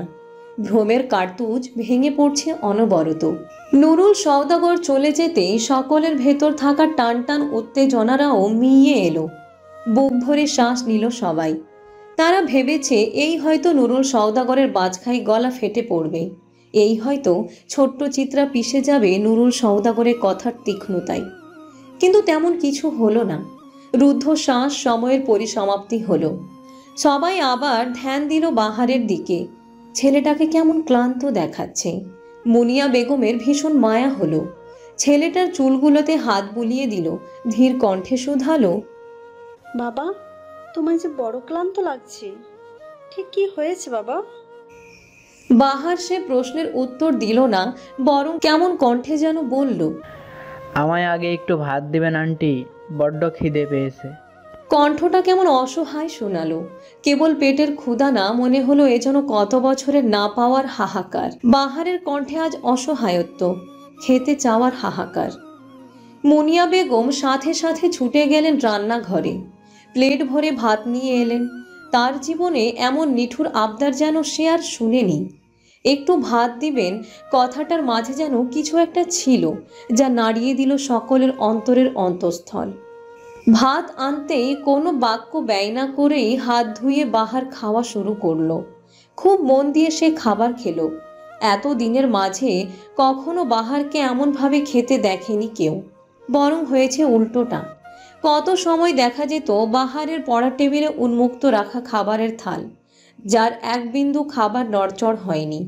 কত কত সময় বাহার খাবারের প্লেট ফিরিয়ে দিত। খাবারের প্রতি তার বড্ড অনীহা, অথচ সে বাহার আজ তৃপ্তি করে খাচ্ছে। মায়া হলো লতা বেগমেরও। কাঠখোট্টা মহিলাটাও আদুরে কণ্ঠে জিজ্ঞেস করলো, বাবা, সারাদিন খাওনি তাই না? বাহার খেতে খেতেই খুব স্বাভাবিক স্বরে উত্তর দিল, না আন্টি, আসলে পকেটে টাকা ছিল না, মাস শেষ তো, টিউশনির টাকাও শেষ। বেকার মানুষের বেঁচে থাকাটাই তো যুদ্ধ আন্টি। সে যুদ্ধে আমাদের ভাত না খেয়ে কতগুলো দিন কাটানোর গল্প থাকে, ফুটপাতে রাত কাটানোর গল্প থাকে, প্রিয় মানুষ হারানোর গল্প থাকে, আপন মানুষদের আবদার পূরণ করতে না পারার গল্প থাকে, সাথে গল্প থাকে আমাদের বখাটে হওয়ার। দারিদ্রতা এমন একটা রোগ যা মানুষকে বেহায়া করে দেয়, আর বেকারত্ব এমন একটা অভিশাপ যা মানুষকে লজ্জাহীন করে দেয়। অথচ প্রতিনিয়ত আমাদের বাঁচতে হয় লজ্জায়, লজ্জাহীনমন্যতায়। সিগারেটের ধোঁয়া দেখে মানুষ ঠাট্টা করে বলে বেকারের আবার বিলাসিতা। কেবল ওই নিকোটিনের ধোঁয়াই জানে কত হাহাকার উড়ে দেয় আমরা সেই ধোঁয়ায়। মানুষ তো শালা বেঈমান, নিকোটিন অন্তত সেটা না। কথা শেষ, সাথে খাওয়া শেষ। সবাই কেবল নীরব শ্রোতা। বাহার ছেলেটা এত কথা বলতে জানে এটা কেউ জানতই না। এক বাক্য থেকে দু বাক্যে কোনো কথা তার গিয়েছে কিনা সন্দেহ। আর আজ সে ছেলে কিনা বেকারত্বের হাহাকার পাঠ করলো। অথচ এতদিন সবাই ভাবতো বাহার মানেই ভবঘুরে, ডোন্ট কেয়ার ভাবের ব্যক্তি, ব্যথা আঘাত যাকে ছুতে পারে না। খাবার শেষ হতেই অহি প্লেট নিয়ে রান্নাঘরে রেখে এলো। বাহার হেলান দিয়ে বসলো সোফায়। মুনিয়া বেগমও বসলেন বাহারের সাথে। বাহারের দিকে প্রশ্নাত্মক দৃষ্টিতে তাকিয়ে জিজ্ঞেস করলেন, এবার বলো তো ঠিক কি হয়েছে? তোমায় তো কখনো মারামারি করতে দেখিনি, তবে আজ? বাহার ছোট্ট শ্বাস ফেলল, ক্ষীণ স্বরে বলল, আমাদের ভার্সিটির মাঝে অতিরিক্ত রাজনীতির চর্চা। বর্তমানে যে ছাত্রলীগ নেতা আছেন তিনি বেশ উচ্ছৃঙ্খল। তার এই উচ্ছৃঙ্খল কাজে প্রতিবাদ করাতেই নেতার চামচারা খেপে যায়। অতঃপর শুরু হয় ধস্তাধস্তি। সবাই আফসোসের দীর্ঘশ্বাস ফেলল। বর্তমানে পড়াশোনার জায়গাগুলো হয়তো ব্যবসায়ের জায়গা না হয়ে রাজনীতি হয়ে গেছে। এর বিরুদ্ধে কথা বললেই তোমার ধ্বংস নিশ্চিত। তবে কি বাহার পা ফেলল সেই ধ্বংসের পথে? রাত 8:30। সওদাগর বাড়ির প্রায় সব সদস্য দাঁড়িয়ে আছে বিমানবন্দরে। আর কিছুক্ষণ পর তাদের বাড়ির ছোট হাসির জাদুকরটা পথ ধরবে ওই স্বচ্ছ আকাশ পানে। আবার সুস্থ হয়ে সে ফিরবে কি না তা জানা নেই কারোর। কেবল তারা বুকে একরাশ আশা পুষে সৃষ্টিকর্তার নিকট করুণ প্রার্থনা তুলে দিয়েছে, বাচ্চাটা ফিরে আসুক, বাচ্চাটা বাঁচুক, হাসুক। আরেক দফা কান্না রোল পড়ল বিমানবন্দরে। অ্যাম্বুলেন্স থেকে ছোট চেরির দেহটা যখন নামানো হয়, হাউমাউ করে উঠে সবাই। মেয়েটা কেমন ফ্যাল ফ্যাল করে তাকিয়ে দু নয়ন ভরে দেখল সে বাড়ির সদস্যদের। কত কিছু যেন বলার ছিল বাচ্চাটার, অথচ ভাগ্যের নির্মমতায় বলা হলো না কত কিছু। কেবল দেখে গেল সবাইকে। বাচ্চাটার সুস্থ চোখটা দিয়ে পানি গড়িয়ে পড়ল। বাচ্চাটাও যেন বুঝল তার অনিশ্চিত ভবিষ্যতের কথা। বাচ্চার কান্না দেখে শক্ত সামর্থ্য মানুষগুলো শক্ত রইল না, কেমন পাংশুটে হয়ে এলো সকলের মুখশ্রী। সবচেয়ে বেশি চিৎকার শোনা গেল চিত্রার। চেরিকে ছোটবেলা থেকে কোলে পিঠে মানুষ করার কাজটা যেন অগোছালো চিত্রার উপরই ছিল। আর ছোট চেরির জানো যে এ চিত্রাতে নিবদ্ধ। চিত্রা আপা ছাড়া যেন তার গতি নেই, অথচ এই আপাকে ছেড়ে যেতে হবে দূরদেশ। চেরির ছোট শরীরটাকে জড়িয়ে ধরল চিত্রা। চেরি তখনও স্ট্রেচারে শোয়ানো। চিত্রা হাউমাউ করে কাঁদল। চেরিকে জড়িয়ে ধরে অনবরত বলে গেল, চেরি সোনা, তাড়াতাড়ি ফিরবে কেমন? আপা তোমার জন্য পথ চেয়ে থাকবে। ফিরবে না পাখি? আপা তোমায় অনেক চকলেট দেব, ভাত খাইয়ে দিব, তাড়াতাড়ি চলে এসো কেমন? আপার কান্না হয়তো সহ্য হলো না বাচ্চাটার। সে কেবল ডানে বামে ধীর গতিতে মাথা নাড়ালো, হয়তো কান্না না করার ইশারা করলো। একে একে পরিবারের প্রত্যেকটা সদস্যের সাথে ভাব বিনিময় করলো সে। হয়তো এই শেষ যাওয়া, আবার এমনও হতে পারে হয়তো ফিরে আসবে সে। এক অনিশ্চিত উৎকণ্ঠা নিয়ে সবাই বিদায় জানালো চেরিকে। প্লেন যতক্ষণ না আকাশপথে উড়াল দিল ততক্ষণ সবাই বিমুখ হয়ে চেয়ে রইল। কত মজা আনন্দ আর হবে না। সওদাগর বাড়ির কোনায় কোনায় যেন শূন্যতার আভাস। চেরিদের প্লেন গন্তব্য ধরল মুনিয়া, চিত্রা, অহি, নুরুল, আফজাল, সওদাগর, তুহিন। যেতে যেতে চিত্রা আবার পিছু ফিরে তাকালো। পিছু টান যে বড় টান। রাত তখন 11টা। ঢাকা শহরে তুমুল জ্যাম পেরিয়ে অবশেষে নিজ বাড়ির গেটের সামনে এসে দাঁড়ালো চিত্রাতের গাড়ি। ক্লান্ত দেহ, দুঃখ ভারাক্রান্ত মন নিয়ে যখন তারা বেরিয়ে এলো, বাড়ির দারোয়ান চাচা হুড়মুড় করে ছুটে এলো, যেন এতক্ষণ সে তাদের অপেক্ষাতেই ছিল। নুরুল সওদাগর গাড়ির দরজা লাগিয়ে শান্ত কণ্ঠে প্রশ্ন করল, কি হয়েছে? আপনাকে এমন লাগছে যে? বৃদ্ধ দারোয়ান ফ্যাল করে কেঁদে দিল। বাচ্চাদের মতন অভিযোগ করে বলল, স্যার, বাহার বাবাকে পুলিশ নিয়ে গেছে একটু আগে।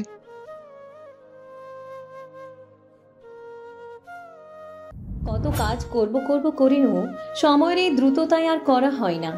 কেবল সময়ের স্রোত নিয়তিকে ভাসিয়ে যেথায় নিয়ে যায়, আমরা নির্লিপ্তভাবে সেখানেই যাই। গতকাল রাত পুরোটা বাহারের কেটেছে জেগে। তার এত বন্ধু হুট করে যেন মরীচিকার মতন উধাও হয়ে গেল। যাদের জন্য বাহার জান দিতে প্রস্তুত, আজ তারাই নিরুদ্দেশ। বিপদে পড়লে তো মানুষ চেনা যায়। অবশেষে আজ দুপুর দুটোই বাহারকে জেল থেকে ছাড়ানো গেল। এর জন্য আফজাল সওদাগর আর তুহিন কম কাঠখড় পোড়ায়নি। কত ছুটাছুটির পর অবশেষে তারা কাজে সফল। বাহারকে জেল থেকে বের করে স্বস্তির নিঃশ্বাস ফেলল তুহিন। রাজনীতির ঝামেলায় ফেসে যাওয়া খুব বিরাট রকমের ঝামেলা। জীবন, ক্যারিয়ার সব ফেসে যাবে। জেল থেকে ছাড়া পেয়ে সবাই বাড়ির উদ্দেশ্যে রওনা দিল। ধকল তো আর কম গেল না। শরীর যে ভীষণ ক্লান্ত। বিগত কতগুলো দিন ধরে সওদাগর বাড়িতে ঝড় চলছে। এ ঝড়ের শেষ কোথায়, কতটা নিঃশেষ করার পর তা জানা নেই কারোর। সূর্যাস্তের ঠিক পূর্ব মুহূর্তে ইতালির ভ্যাটিকান সিটিতে পা রাখে অবনী, সাথে তার অসুস্থ মেয়ে চেরি। আশেপাশের প্রকৃতি মানুষজনের দিকে চোখ বুলিয়ে নেয় সে। কি সুন্দর, অথচ এ সুন্দর তো সে চায়নি। পরিচিত দেশ ছেড়ে ভিন দেশে তো সে কখনো পাড়ি দিতে চায়নি। তবে আজ নিয়তির খেলায় ভাসতে ভাসতে সে এত দূর এসেছে। বুক চিরে বেরিয়ে এলো এক দীর্ঘশ্বাস। ব্যাগ থেকে অবনী ফোনটা বের করলো। পঞ্চমবারের মতো রিং লাগালো তার স্বামী আমজাদ সওদাগরের ফোনে। মানুষটা কেমন দায়িত্ব জ্ঞানহীন হলে এমন সময় ফোন রিসিভ করছে না। অথচ এয়ারপোর্টে থেকে তাদের একসাথে হসপিটালের উদ্দেশ্যে যাওয়ার কথা। অবশেষে পঞ্চমবারের মতো ফোনটা রিসিভ না হয়ে কেটে যেতে হতাশার শ্বাস ফেলল অবনী। মন খারাপের বিজ্ঞাপনে ভরে গেল তার হৃদমাঝার। এই অচেনা শহরে এই মুহূর্তে দাঁড়িয়ে তার নিজেকে ভীষণ অসহায় মনে হচ্ছে। চেরির ঘুমন্ত নিথর দেহটার দিকে তাকাতেই অসহায়ত্ব যেন পাহাড় ছুঁয়ে দিল। জীবনে অনেক কাজ সে করেছে, অনেক অন্যায় করেছে। অল্প বয়সের আবেগে ভেসে গিয়ে পুরো জীবনটা অবহেলার সমুদ্রে ঢেলে দিয়েছে। কিন্তু আজকাল তো বয়স হয়েছে, বুঝো হয়েছে, মোটামুটি ভালো মন্দ সে বুঝতে পারে। তাই তো এখন সন্তানগুলোকে আঁকড়ে ধরার প্রচেষ্টা। কিন্তু সেই সন্তানদের উপরেই আজ বিপদ। এই অচেনা প্ল্যাটফর্মে পরিচিত মুখটা দেখতে পাওয়ার আকাঙ্ক্ষা নিয়ে সে গাড়িতে উঠে বসল। এই গাড়ি এখানের অবস্থানরত হসপিটাল থেকে আনা হয়েছে, যেখানে চেরিকে ভর্তি করানো হবে। অবনী বেগমের হৃদয় তোলপাড় করে কান্না এলো। এত বছরের পাওয়া না পাওয়ার গল্পে ভারী হলো কান্নার সুর। প্রাপ্তি অপ্রাপ্তির এই 12 মাসের জীবনে তার 10 মাসই কেটেছে শূন্যতার হাহাকারে। এসব বিষাদের গল্পে তার কান্নার গতিবেগ বাড়ল বই কমল না। আমজাদ সওদাগর আসেননি, এই কথাটা তাকে যত বেশি না কষ্ট দিয়েছে, তার চেয়ে বেশি কষ্ট দিয়েছে তাকে তার ভাবনা যে আমজাদ সওদাগর হুট করে দায়িত্ব জ্ঞানহীন হয়ে গেছে। মানুষ বরাবরই কোমল প্রাণী। তারা চায় তাদের মন খারাপ, একাকিত্ব কেউ বুঝুক। কিন্তু যখন তাদের এই চাওয়াটা পূরণ হবে না বুঝতে পারে, তখন তাদের মনের ঘরে নামে ভীষণ শোক। অবনী বেগমও সেই মানুষের বাহিরের না। চৈত্রের অপ্রাপ্তি, বৈশাখের শূন্যতা সব মনে করে বাড়াচ্ছে তার মন খারাপের খাতা। সন্তান প্রেমী সহজ সরল আমজাদ সওদাগরও বদলে যেতে পারেন, তা অবনীর মানতে কষ্ট হচ্ছে। মাথার উপর নিকোষ কালো আকাশ, হৃদয়ে ব্যথার আন্দোলন, কণ্ঠে উন্মাদনা মাখানো গান। তীর ভাঙা ঢেউ আমি নির্ভাঙা ঝড়, উজান ভাটির দুনিয়াতে সবাই হলো পর। কি হাহাকার সে গানে! কে জানে কত গল্প মানুষের হৃদয়ে দাফন দেওয়া থাকে, কজনই বা সেসবের খবর রাখে। হাতের গিটারের অনবরত সুর তুলে যাচ্ছে। কখনো গেয়েছে বাহার বখাটে হাওয়ার গল্প, কখনো সে সুর তুলেছে বিরহের। পরপর কতগুলো গানের পর থেমে গেল তার হাত। বিরক্তির ঢেকুর তুলে অসহ্য অনুভূতিদের ঝেড়ে ফেলতে চাইল। চোখ টকটকে লাল তার, মুখে অবহেলার চাপদাড়ি। হাতের গিটারটা ছাদের বেশ প্রশস্ত রেলিংটার উপর রাখল। পকেট থেকে তার অতি প্রিয় সাথী নিকোটিনকে বের করে দুই ঠোঁটের মাঝে চেপে ধরল। দেশলাই জ্বালানোর মুহূর্তেই কেউ এসে ছোঁ মেরে টেনে নিল ঠোঁটের ভাঁজে থাকা সিগারেটটা। বাহার অবাক এবং বিরক্ত হলো। প্রয়োজনের সময় এমন অপ্রয়োজনীয় কাজ তার বরাবরই বিরক্ত করে। সিগারেট হলো তার একান্তই ব্যক্তিগত সম্পদ, যার উপর হস্তক্ষেপ করার অধিকার কারও নেই। বাহার কপাল কুঁচকে সিগারেট ছোঁ মারা ব্যক্তিটার দিকে তাকাতেই বিরক্তিতে চ উচ্চারণ করলো। অধৈর্য কণ্ঠে বলল, এসব কেমন আচরণ তোমার? চিত্রা ততক্ষণে সিগারেটটা হাতের মুঠোয় ভরে নেয়। দুষ্টু হেসে বলে, এমন আচরণই করা উচিত আপনার সাথে। বখাটেপনা ছাড়েন তো এবার। আর কত বখাটে হবেন? এখন তো অন্তত থামুন। কেন, জেল খেটেছি বলে বখাটে বোনা ছাড়তে বলছো? অথচ সভ্য সমাজে বখাটে না হলে পায়ে পিষে যাবে তোমাদের মতন বড় লোকেরা। বাহারের তীক্ষ্ণ কথার ধারে হতভম্ব হয়ে গেল চিত্রা। জেল থেকে এ যেন অন্য এক বাহারের আগমন। বাহার ভাই তো এমন ছিল না। চিত্রা নিজেকে সামলে নিয়ে বোকা বোকা হেসে বলল, আরে না বাহার ভাই, আপনি ভুল বুঝছেন। আমি তো কেবল এমনিই বলেছি সিগারেট তো ক্ষতিকারক, তাই। মানুষের চেয়ে কমই ক্ষতিকারক। মানুষের সঙ্গই ছাড়তে পারলাম না। আর এ তো আমার একাকিত্বের পরম বন্ধু, এরে সারি কিভাবে? চিত্রা গো ধরল। আজ সে পণ করেছে বাহারকে আর সিগারেটের ধোঁয়া উড়াতে দিবে না। এখন তার যা করা লাগে সে করবে। বাহারের বিরক্তির ভার তরতর করে বাড়ল। চিত্রাকে ভয়ঙ্কর রকমের ধমক দিতে গিয়েও আবার দিল না। পকেট থেকে সে বিনা বাক্য ব্যয়ে আরও একটা সিগারেট বের করলো। যথারীতি সেই সিগারেটটাও চিত্রা ধপ করে টেনে নিয়ে গেল। ধৈর্যের বাঁধ ভেঙে গেল বাহারের। তার সবচেয়ে প্রিয় গিটারখানা সেই রাগবশত ছুঁড়ে মারল ছাদের মেঝেতে। ঝনঝনানির শব্দে ভেঙে চুরে একাকার হয়ে গেল গিটারটা। চিত্রা কেবল ফ্যালফ্যাল করে চেয়েই রইল। জীবনে এমন অবাক সে যেন কখনোই হয়নি। বাহার কেবল গিটার না, ভেঙে দিল যেন স্বয়ং চিত্রাকে। কি নিষ্ঠুর, কি নির্মম। মনে হচ্ছে চিত্রার চিত্তের এক একটা ভাঙা টুকরো ছড়িয়ে ছিটিয়ে আছে ছাদ জুড়ে। চিত্রা অবাক ভরা চোখ মুখ নিয়ে কাঁপা কাঁপা কণ্ঠে বলল, বাহার ভাই। বাহার যেন এই ডাক্তার অপেক্ষায় ছিল। ডাক্তার সাথে সাথে সে খেকিয়ে উঠল। ভয়ঙ্কর রকমের ধমকে বলল, একদম আমায় আটকাতে আসবে না মেয়ে, জ্বালিয়ে দিব। সাবধান করেছিলাম না তোমায়? করেছিলাম কি না বলো? তবু আমার ব্যাপারে নাক গলানোর সাহস কিভাবে হলো তোমার? দু একদিন হেসে কথা বলেছি বলে কি মাথা কিনে নিয়েছো? ভদ্রতা দেখিয়েছি, সেটা সহ্য হয় না তাই না? শালা শান্তি দিল না এই মানুষ জাতি। কথা শেষ হতে বাহার নিজের চিলেকোঠার ঘরখানাতে চলে গিয়ে সশব্দে দরজাটা আটকিয়ে ফেলল। চিত্রা কেবল দেখল সবটা। সে হয়তো সত্যি অতি অধিকার খলিয়ে ফেলেছে, তাই বলে এমন আচরণ করবে বাহার? অষ্টাদশে হৃদয় তোলপাড় করে অভিমান জমল। চোখে টলমল করল অভিমানের অশ্রু। ভাঙা বিধ্বস্ত গিটারখানা দেখার পর বাদ মানল না সে অশ্রুর কণাগুলো। অঝোর ধারায় ঝরে গেল কেবল। বাহার ভাই তার উপর চিৎকার করেছে, এটা না যতটা কষ্ট দিয়েছে তার চেয়ে বেশি কষ্ট দিয়েছে বাহার ভাই নিজেকে কষ্ট দিয়েছে সেটা ভেবে। গিটারটা তো বাহার ভাইয়ের প্রাণ ছিল। সিগারেট আর গিটার সে কখনো হাত ছাড়া করেনি, যেন সাক্ষাৎ প্রাণভোমরা এখানে। অথচ সে গিটারের আজ বিধ্বস্ত অবস্থা, তাও কিনা বাহার ভাই নিজে করেছে। অষ্টাদশীর কান্নায় ভিজে গেল নেত্র যুগল। চিবুক বেয়ে গড়িয়ে গেল সেই অশ্রু। বুক সমান কষ্ট নিয়ে অষ্টাদশী অভিমান করল। বাহার ভাইয়ের দিকে সে আর ফিরে চাইবে না। পাষণ্ড পুরুষ বাহার ভাই, সর্বনাশা পুরুষ সে। হসপিটালের করিডোরে নতুন একটা দিনের আগমন। সূর্যের আলো হসপিটালের বাগানের বিভিন্ন রকমের রঙিন ফুলের উপর ঝিলিক দিয়ে উঠছে। নতুন সকাল, নতুন আরেকটা দিন। অবনী বেগমের ক্লান্ত শরীরটাকে অবসাদের জন্য বসিয়েছে কাঠের সুন্দর বেঞ্চখানায়। চোখ দুটো বন্ধ করে খানিক ঝিমিয়ে নিল সে। সূর্যের তেজ বাড়ল, শরীরের অবসাদটা কিঞ্চিত কাটল, সাথে সতেজ হলো মস্তিষ্ক। হঠাৎ পাশে কারো কড়া পারফিউমের ঘ্রাণ পেতে চোখ খুলে তাকালো সে। কাঙ্ক্ষিত মানুষকে এ সময়ে দেখে ভড়কেও গেল কিছুটা। বিস্মিত কণ্ঠে বলল, আমজাদ। কোট টাই পরা ভদ্রলোক অবনীর পাশে এসে বসল। নরম কণ্ঠে বলল, কেমন আছো অবনী? অবনীর অভিমান হলো। এ কি প্রথম? অবনী স্বামীর প্রতি অভিমানে মুখ ফুলালো। হ্যাঁ, এত বছরে বৈবাহিক জীবনে এই প্রথমই এটা হলো।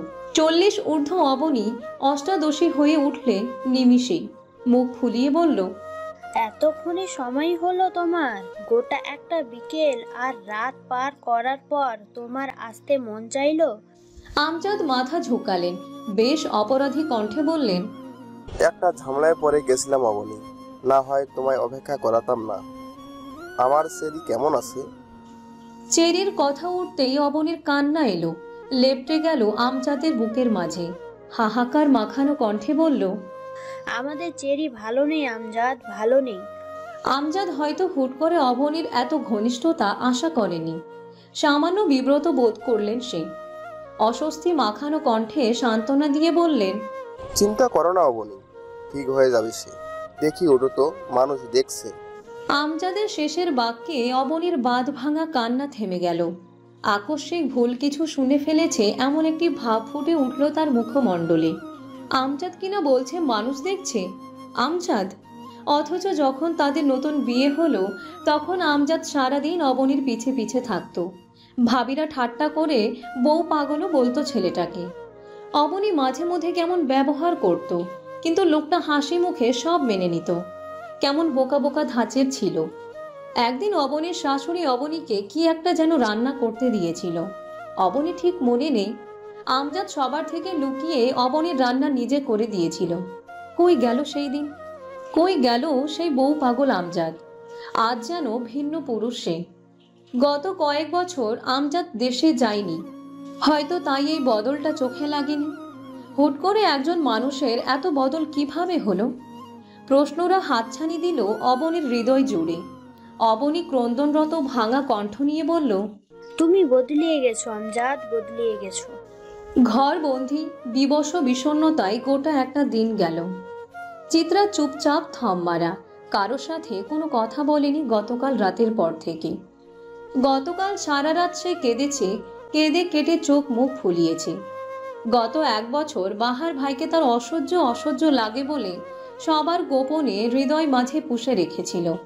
সে আজ বুঝছে এই বাহার ভাইকে ছাড়া তার গোটা দুনিয়া অসহ্য। কিন্তু বাহার ভাই অসহ্য না। সময়টা ঠিক সন্ধ্যার পরের ভাগ। এ সময়ে বাড়িতে হইচই থাকে কম, যে যার মতো ব্যস্ত থাকে। তুহিন ভাইজান বোধহয় বাহিরে এখনো। দিশান আর ত্রিশান ভাইরাও বোধহয় পড়ছে। অহি আপারও পড়ার সময়। বড়রা হয়তো ঝিমোচ্ছে কিংবা কথা বলছে। পুরো বাড়ি একদম নিবিড়, একদম শীতল। চিত্রা দরজা খুলেছে সারাদিন পর এখন। বাড়ির মানুষ তাকে তেমন একটা ডাকেও নি আজ। ভেবেছে শরীর তো এমনিতে অসুস্থ, ঘুমাক না হয়। কেউ কি আর মনের খোঁজ রাখে? আধার ঘরে অন্য কারোর উপস্থিতি অনুভব করতেই চমকে উঠে চিত্রা। এ সময় কে আসতে পারে তার ঘরে ভাবতেই বারান্দার দরজায় উঁচা লম্বা পুরুষালীর অবয়ব ভেসে উঠল। চিত্রা অবাক কণ্ঠে বলল, আব্বু। নুরুল সওদাগর এগিয়ে এলেন মেয়ের দিকে। রেলিংয়ে ঠেস দিয়ে দৃষ্টি রাখলেন রাস্তায়। মানুষজন দেখা যাচ্ছে বারান্দা থেকে। ল্যাম্পপোস্টের আলোয় কত সজীব দেখা যাচ্ছে রাস্তাটা। নুরুল সওদাগর ছোট্ট শ্বাস ফেললেন। রাস্তায় দৃষ্টি রেখে বেশ গম্ভীর কণ্ঠে বললেন, রাস্তা থেকে তো রিক্সা, গাড়ির হর্ন শব্দ আসে, তাই না? তোমার রুমটা না হয় বদলে ফেলো, অসুবিধা হয় না। চিত্রা অবাক হলো। বাবার সাথে এমন কথা বলার সম্পর্ক তার নেই। তাহলে আজ বাবা অন্য সুর গাইছে যে? নতুন কোনো বার্তার আগমন তাহলে ভেসে বেড়াচ্ছে পরিবেশে? ওরে পাখি বলিস তারে, কত ব্যথা রাখি গোপন করে। কখনো ব্যথারা মুখ থুবড়ে পড়ে, কখনো বা অশ্রু হয়ে ঝরে। নীল রঙের কালি দিয়ে লেখা ছোট 2 লাইনের কথা। কত সুন্দর, কত ব্যথার। চিত্রা বার কয়েক পড়ল লেখাগুলো। বেশ মনে ধরেছে। সে যখন এসএসসি দেয় তখন এখানে সেখানে এলোমেলো অবুঝ মনে কত কথাই লিখে রাখত, কত কবিতাই যত্নে গড়ত। টিনেজার সময়টাই তো এমন। বয়সন্ধিতে এসে ছেলে মেয়ে কিছুটা কাব্যিক হয়ে যায়। তাদের অতি রংচঙে আবেগ ঝরে পড়ে কাব্যের পাতায়। চিত্রাও তাদের থেকে আলাদা না। অথচ সেদিন যে কথাটা লিখেছিল একান্তই ফুরফুরে মনের আবেশ অনুভব করার জন্য। আজ সে লেখাটাই জীবনে চরম ব্যর্থতা মনে করাচ্ছে। সময় পাল্টাতে ঠিক কতটুকু সময় লাগে? 1 সেকেন্ড বা তারও কিছুটা কম। বা চোখের কাজল ঘেটে মুক্তোর মতন এক বিন্দু অশ্রু গড়িয়ে পড়ে চিত্রার চোখের কোণে থেকে। আহা, কান্নারা এত অবাধ্য কেন? সময়টা আগস্টের 17 তারিখ, শুক্রবার। বেলা এখন ঠিক অপরাহ্নে। চিত্রার শরীরে নীল রঙের শাড়ি জড়ানো, চোখে গাঢ় কাজলের প্রলেপ। অভিমানিনীর প্রগাঢ় অভিমান ঢাকতে যেন সক্ষম সেই কাজল। হয়তো নয়নের গভীরে লুকিয়ে থাকা অনুভূতিতে লুকানোর জন্য এ ব্যবস্থা। শ্যামলা শরীরে গাঢ় নীল রঙটা ঠিক খারাপ লাগছে না, চলনসই থেকেও আরও দুধাপ বেশি ভালো লাগছে। পিঠ অবধি চুলগুলো বাতাসে উঠছে তার। আজকে বিশেষ দিন তার জীবনে, তাই এত সাজগোজ। জীবন তো কিছুর জন্য থেমে থাকে না, সে জীবনকে এগিয়ে নিয়ে যেতে হয় অনেক দূর। যদি এগিয়ে যাওয়াটা খুব দ্রুত হয় তবুও বোধহয় খারাপ হবে না। অপেক্ষিত সময়ের অবসান ঘটল। বাহিরের ঘর থেকে চিত্রার ডাক ভেসে এলো। এই তো চিত্রার ডাক পড়েছে, নতুন কিছু শুরু হওয়ার আহ্বান এসেছে। চিত্রা বিছানায় বসে রইল। বুকের মাঝে যন্ত্রণাদের বিক্ষোভ মিটছিল। তাদের যেন প্রতিবাদ বুকের মাঝে ঠাঁই দেওয়া মানুষটাকে আর কাউকে সহ্য করবে না চিত্রার জীবনে, কখনোই না। চিত্রা শ্বাস নিল, অনুভব করলো এই চারপাশের বাহার ভাইয়েরই কেবল অস্তিত্ব। এই যে আলমারির ভেতর রাখা বাহার ভাইয়ের শুভ্র রঙের টি শার্ট, বইয়ের টেবিলের উপর বাহার ভাইয়ের নোটস, ড্রেসিং টেবিলের ড্রয়ারের ভেতরে বাহার ভাইয়ের কত শত ফেলে দেওয়া আধ খাওয়া সিগারেট, এই যে হৃদয় মাঝে পুষে রাখা আস্ত একটা বাহার ভাই, সব জায়গাতেই তো মানুষটা। তবে তাকে ভুলার জন্য এত আয়োজন কেন? এই আয়োজনের সার্থকতা কোথায়? ভাবনার মাঝে চিত্রার ঘরে প্রবেশ করলো তার মা মুনিয়া বেগম। চোখে চিকন গ্লাসের চশমা, শরীরে কালো শাড়ি, মুখে চিকচিক করা ঘামের বিন্দু কণা। সে এসে ব্যস্ত ভঙ্গিতে বলল, চিতু, তুমি সাজগোজ করছো কেন? বাবার সাথে পাগল হয়েছো? সেখানে তুমি যাবে না। নিজের এত বড় ক্ষতি করার জন্য উঠে পড়ে কেন লেগেছো? আর তোমার বয়সই বা কত? এই বয়সে কিসের বিয়ে? কোনো বিয়ে টিয়ে হবে না। মায়ের ব্যস্ততা মেশানো কথার পরিপ্রেক্ষিতে জবাব দিল না চিত্রা, কেবল মায়ের মুখের দিকে তাকিয়ে রইল অনিমেষ। মাটা এত সুন্দর কেন? ভাইয়াও মায়ের মতন সুন্দর। তাদের দেখলেই কেমন চোখে শান্তি শান্তি লাগে, ভালো লাগাই ছেয়ে যায় হৃদয় জমিন। মেয়ের কোনো হেলদোল না দেখে বিরক্ত হলো মুনিয়া বেগম। বিরক্তিকর কণ্ঠে বলল, তোমায় কি বলেছি শুনেছো? বিয়ের আশা বাদ দাও, তোমার বাবার তালে নাচা বন্ধ করো। এতটুকু একটা জীবন তোমার। বিয়ে তো করতেই হবে আম্মু। সমাজের চিরপরিচিত প্রথা অনুসারে মেয়েদের তো আজীবন বাবার ঘরে থাকার নিয়ম নেই। যেতেই যেহেতু হবে তবে আগেই যাই, পরে তো মায়া আরোই বেড়ে যাবে আম্মু। মুনিয়া মেয়ের কথায় হতভম্ব হয়ে গেলেন। কাপা কাপা কণ্ঠে বললেন, চিত্রা, কি বলছো এসব? ভুল বলেছি আম্মু? তোমরা কি আর আমায় চিরদিন রেখে দিবে বলো? একদিন তো হস্তান্তর করা হবে আমাকে, তবে আজ কেন নয়? জীবনটা আমার এই এক একজনের হাতে কেবল হস্তান্তরিত হয়েই যাবে, পড়ে পাওয়া কি না। চিত্রা, মুনিয়া বেগমের কণ্ঠে চরম বিস্ময়। সে বিস্ময়ের স্রোতে যেন কথারই খেই হারিয়ে ফেলল। সারাদিন দুষ্টুমিতে মত্ত থাকা চিত্রার আজ কথাগুলোর ওজন বেশি। এত ভারী কথা যে আশা করেননি মুনিয়া বেগম। তাহলে আজ মেয়েটাকে এত অপরিচিত লাগছে কেন? কেমন অপরিচিত একটা অবয়ব মেয়েটার মাঝে। মুনিয়া বেগম হয়তো আরও কিছু বলতেন, কিন্তু তন্মধ্যেই নুরুল সওদাগরের আগমনে কথার নদীতে ভাঁটা পড়ল। নুরুল সওদাগরের মুখে বরাবরের চেয়ে আজ হাসির রেখা বেশ গম্ভীর, বেশ গভীর।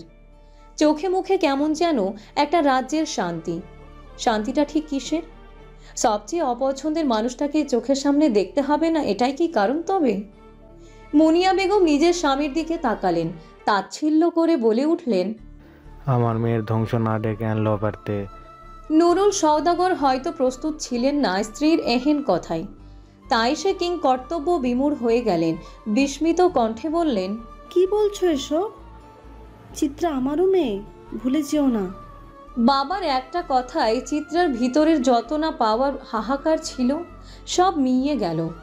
জীবনের 18টা বছর সে কেবল অপেক্ষা করেছিল বাবার মুখ থেকে এই কথাটা শোনার জন্য।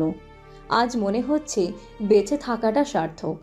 বাবার আদর পাওয়ার জন্য চিত্রা এমন কয়েকটা অযৌক্তিক সিদ্ধান্ত না হয় মাথা পেতে নিবে, তবুও তো তার বাবার ভালোবাসা পাবে, এই ঢের। আচ্ছা, চিত্রা তোমার মেয়ে? কবে থেকে তাকে মেয়ে মানা শুরু করলে? তোমার চাঁদ যাবে না? স্ত্রীর বিদ্রুপের হাসি দেখে গা জ্বলে উঠল নুরুল সওদাগরের। সে বেশ খানিকটা জোরেই বলল, মুনা সাবধানে কথা বলো, বাড়ি ভর্তি মেহমান, নাটকটা বন্ধ করো। আমি চিত্রা খারাপ চাইব না নিশ্চয়। ভালো কেন চাইতে আসছো? আমার মেয়ের ভালোটা তোমার না চাইলেও হবে। যাদের ভালো এত বছর চেয়ে আসছো তাদেরটাই চাও, নাকি তাদের ভালোর জন্যই আমার মেয়ের এ সর্বনাশ করছো? কোনটা? মুনিয়া বেগমের কথা শেষ হতেই তার ডান গালে সশব্দে চড় বসালো নুরুল সওদাগর। এই ঘটনাটা মুনিয়া আর চিত্রা দুজনের কাছেই অপ্রত্যাশিত ছিল। মুনিয়া বেগম তাই নিশ্চুপ হয়ে স্বামীর মুখের দিকে তাকিয়ে রইল। তন্মধ্যেই ওহি এলো, চিত্রাকে ধরে নিয়ে গেল পাত্রপক্ষের সামনে। চিত্রা কেবল পাথরের ন্যায় হেঁটে গেল। এ জীবনে হুট করে তার চাওয়া পাওয়াগুলো হাওয়ায় মিলিয়ে গেল। কেবল মনে হলো বিফলেই বেঁচে থাকা। সময়টা ঠিক মধ্যরাত। ভিন দেশের মাটিতে পা রেখেছে অবনী আজ 5 দিন হতে চলল। বাড়ির সবাই তাদের নিয়ম করে খোঁজ নিচ্ছে, কিন্তু তবুও অবনী কোথাও নিজেকে একা ফিল করছে। এই একা অনুভব করাটা একাকিত্ব না বোধ হয়। আমজাদের মাঝে পুরনো আমজাদকে খুঁজে না পাওয়াটাই এই একা অনুভব হওয়ার কারণ। মানুষ সচরাচর যাকে যেভাবে দেখে অভ্যস্ত তাকে সেভাবে দেখতে চায়। মানুষেরও যে বদল আসতে পারে তা যেন আমরা ভাবতে পারি না বা কোথাও একটা মানতে পারি না। হিমশীতল কেবিনের সাদা রঙের আরাম কেদারাটায় বসে বসে ঝিমুচ্ছে অবনী। রাত 3:30 বাজছে, অথচ তার ঘুম আসছে না। চেরির শরীরে বেশ উন্নতি দেখা দিচ্ছে, এতদূর আসাটা সার্থক, কিন্তু তবুও মনে কোথাও শান্তি নেই। অবনী বেগম চেয়ার ছেড়ে উঠে দাঁড়ালো। কতক্ষণ এপাশ ওপাশ হাতড়ে নিজের ফোনটা হাতে নিল। কল লাগালো আমজাদ সওদাগরের ফোনে। আমজাদ সওদাগর প্রতিদিনই এসে মেয়েকে দেখে যান, অথচ থাকেন না। এমনকি অবনী বেগমকেও যেতে বলে না আমজাদ সওদাগরের বাসায়। বিষয়টা ভীষণ অদ্ভুত হলেও অবনী এতদিন মাথা ঘামায়নি, অথচ আজ মাঝরাতে তার এ কথাখানা মাথায় এলো। গত 5 দিন যাবৎ অবনী হসপিটালেই আছেন। আমজাদ তাকে বাড়িতে গিয়ে বিশ্রামও নিতে বলেনি। প্রথমবার কলটা বাজতে বাজতেই কেটে গেল। অবনী মুখ চোখ কুঁচকালো। তার হঠাৎ করে সর্বাঙ্গে অস্বস্তি ছেয়ে গেল। তার মনে হলো তার অজান্তেই হয়তো ভীষণ অদ্ভুত কিছু হচ্ছে এই ভিনদেশে, যা খুব সস্তা আবরণে ঢেকে আছে। অবনী বেগম ঘুমন্ত চেরির দিকে তাকিয়ে একটা বড় নিঃশ্বাস ছাড়লেন। এই মাঝরাতেই সে সিদ্ধান্ত নিলেন আমজাদ সওদাগরের বাসায় যাওয়ার। যতটুকু জানে সে, হসপিটাল থেকে বাসার দূরত্ব মাত্র 8 ঘন্টা। বাড়ির ঠিকানাটাও তার জানা আছে। এই মাঝরাত্রিরে যে কোনো মূল্যেই তার সংশয় অস্বস্তির পরিসমাপ্তি ঘটাতে হবে। তার মন যে মিছে ভয়ের আতঙ্কে তোলপাড় হচ্ছে, তা এই মুহূর্তে মিটাতে হবে। হসপিটালের নার্সকে চেরির কাছে রেখেই এই ভিন দেশের অপরিচিত রাস্তায় পা চালালো বাঙালি এই নারী। বাঙালি স্ত্রীদের আলাদা একটা শক্তি আছে। তারা সন্তান আর স্বামীর ক্ষেত্রে অদ্ভুত শক্তি সাহস পেয়ে যায়। সোফায় বসে থাকা বেশ সুন্দর দেখতে ছেলেটাই চিত্রাকে দেখতে এসেছে। নুরুল সওদাগরের ডিপার্টমেন্টেরই একজন ছেলে সে, নাম নওশাদ। ছেলেটাকে নির্দ্বিধায় সুপুরুষ বলা যাবে। ফর্সা শরীর, উচ্চতাও যথেষ্ট, সুস্বাস্থ্য। কি ভীষণ সুন্দর! কালো রঙের পাঞ্জাবিটা বেশ মানিয়েছে শরীরে। ছেলেটার মা বাবাও ছেলেটার সাথে এসেছে। বেশ সুশীল পরিবারই মনে হলো। বেশ হেসে হেসে কথা বলল। এক দেখায় তাদের মেয়ে পছন্দ হয়েছে সেটাও বলেছে। চিত্রা মাথায় ঘোমটা দিয়ে কেবল ঠায় বসে রইল। ড্রয়িং রুম জুড়ে সবাই যার যার মতন দাঁড়িয়ে আছে, বসে আছে। চাঁদনির হাজব্যান্ড মাহতাবও আছে। শুক্রবার যেহেতু, তার অফিসও বন্ধ। ছেলের বাড়ি থেকে প্রস্তাব দিল তারা আজই আংটি পরিয়ে যেতে চায়। নুরুল সওদাগরের মুখের হাসিটা বিস্তৃতি লাভ করল, অথচ সবাই তখনও হতভম্ব আহাম্মক বনে আছে। তারা যেন কিছুই বুঝতে পারল না। বাবা মেয়ের এমন পরিবর্তন যেন সবাইকেই ভাবাচ্ছে। কি এমন হয়ে গেল যে এত বড় সিদ্ধান্ত নিতেও তারা দুবার ভাবছে না? বাড়ির সবচেয়ে বড় সদস্য আফজাল সওদাগর সেখানে উপস্থিত নেই। সকালে নুরুল সওদাগর যখন চিত্রাকে দেখতে আসার প্রস্তাবটা জানিয়েছে, তখনই দুই ভাইয়ের এক রকমের কথা কাটাকাটি হয়েছে। এ প্রথম আফজাল সওদাগরের কথাকে গুরুত্ব দিল না তার ছোট ভাই। সেই কষ্টে দৌড় দিলেন সে। যা ইচ্ছে করুক গিয়ে সবাই। তুহিনও বেশ চিৎকার চেঁচামেচি করেছে, কিন্তু শেষ মুহূর্তে চিত্রা থামিয়ে দিয়েছে তার ভাইকে। বাবা নাকি তার ভালোর জন্যই সিদ্ধান্ত নিয়েছে। তুহিনও রাগে ক্ষোভে ঘর থেকে বেরিয়ে গেছে। পাত্রের মা হাত জোর করে বেশ বিনীত স্বরে বললেন, ভাই সাহেব, আপনাদের মেয়েকে আমার ভীষণ ভালো লেগেছে। মায়া মায়া মুখ। আপনারা দেখুন, আমরা যাচ্ছি আজ একটা পাকা ব্যবস্থা করে যেতে। নুরুল সওদাগর তো আনন্দে আত্মহারা। সবাই বেশ ভয়ে আছে এই ভেবে যে নুরুল সওদাগর না আবার হ্যাঁ করে দেয়। ভাবসাবও ঠিক তেমনই মনে হচ্ছে। কথা ঘুরালো মাহাতাব। বেশ বুদ্ধির সাথে হাসি মুখে উত্তর দিল, আন্টি, বিয়েটা তো আর এক কথায় হয় না। আপনারা খাবার খান, আমাদেরও তো পারিবারিক আলোচনা আছে, আমরা তা সেরে নিই। তাছাড়া তো মেয়েরও তো একটা মতামত আছে, তাই না? ভদ্র মহিলাও সম্মতির সুরে বললেন, হ্যাঁ হ্যাঁ, তা তো অবশ্যই। আপনারা আলোচনা করুন, আমাদের সমস্যা নেই। মহিলার কথায় সবাই স্বস্তির শ্বাস ফেলল। নুরুল সওদাগর যেন ভয়ঙ্কর খেলায় মেতেছেন। যে কোনো মূল্যে তাকে থামাতে হবে। সবাই যখন নিজ নিজ বাক বিতণ্ডতায় ব্যস্ত, চিত্রা তখন পথ ধরল ছাদের দিকে। বাহার ভাইয়ের উপর অভিমান আর বাবার ভালোবাসা পাওয়ার আকাঙ্ক্ষায় সে অনলে ঝাঁপ দিতে যাচ্ছে। তবুও কি বাহার ভাই তাকে আটকাবে না? বলবে না থেকে যেতে?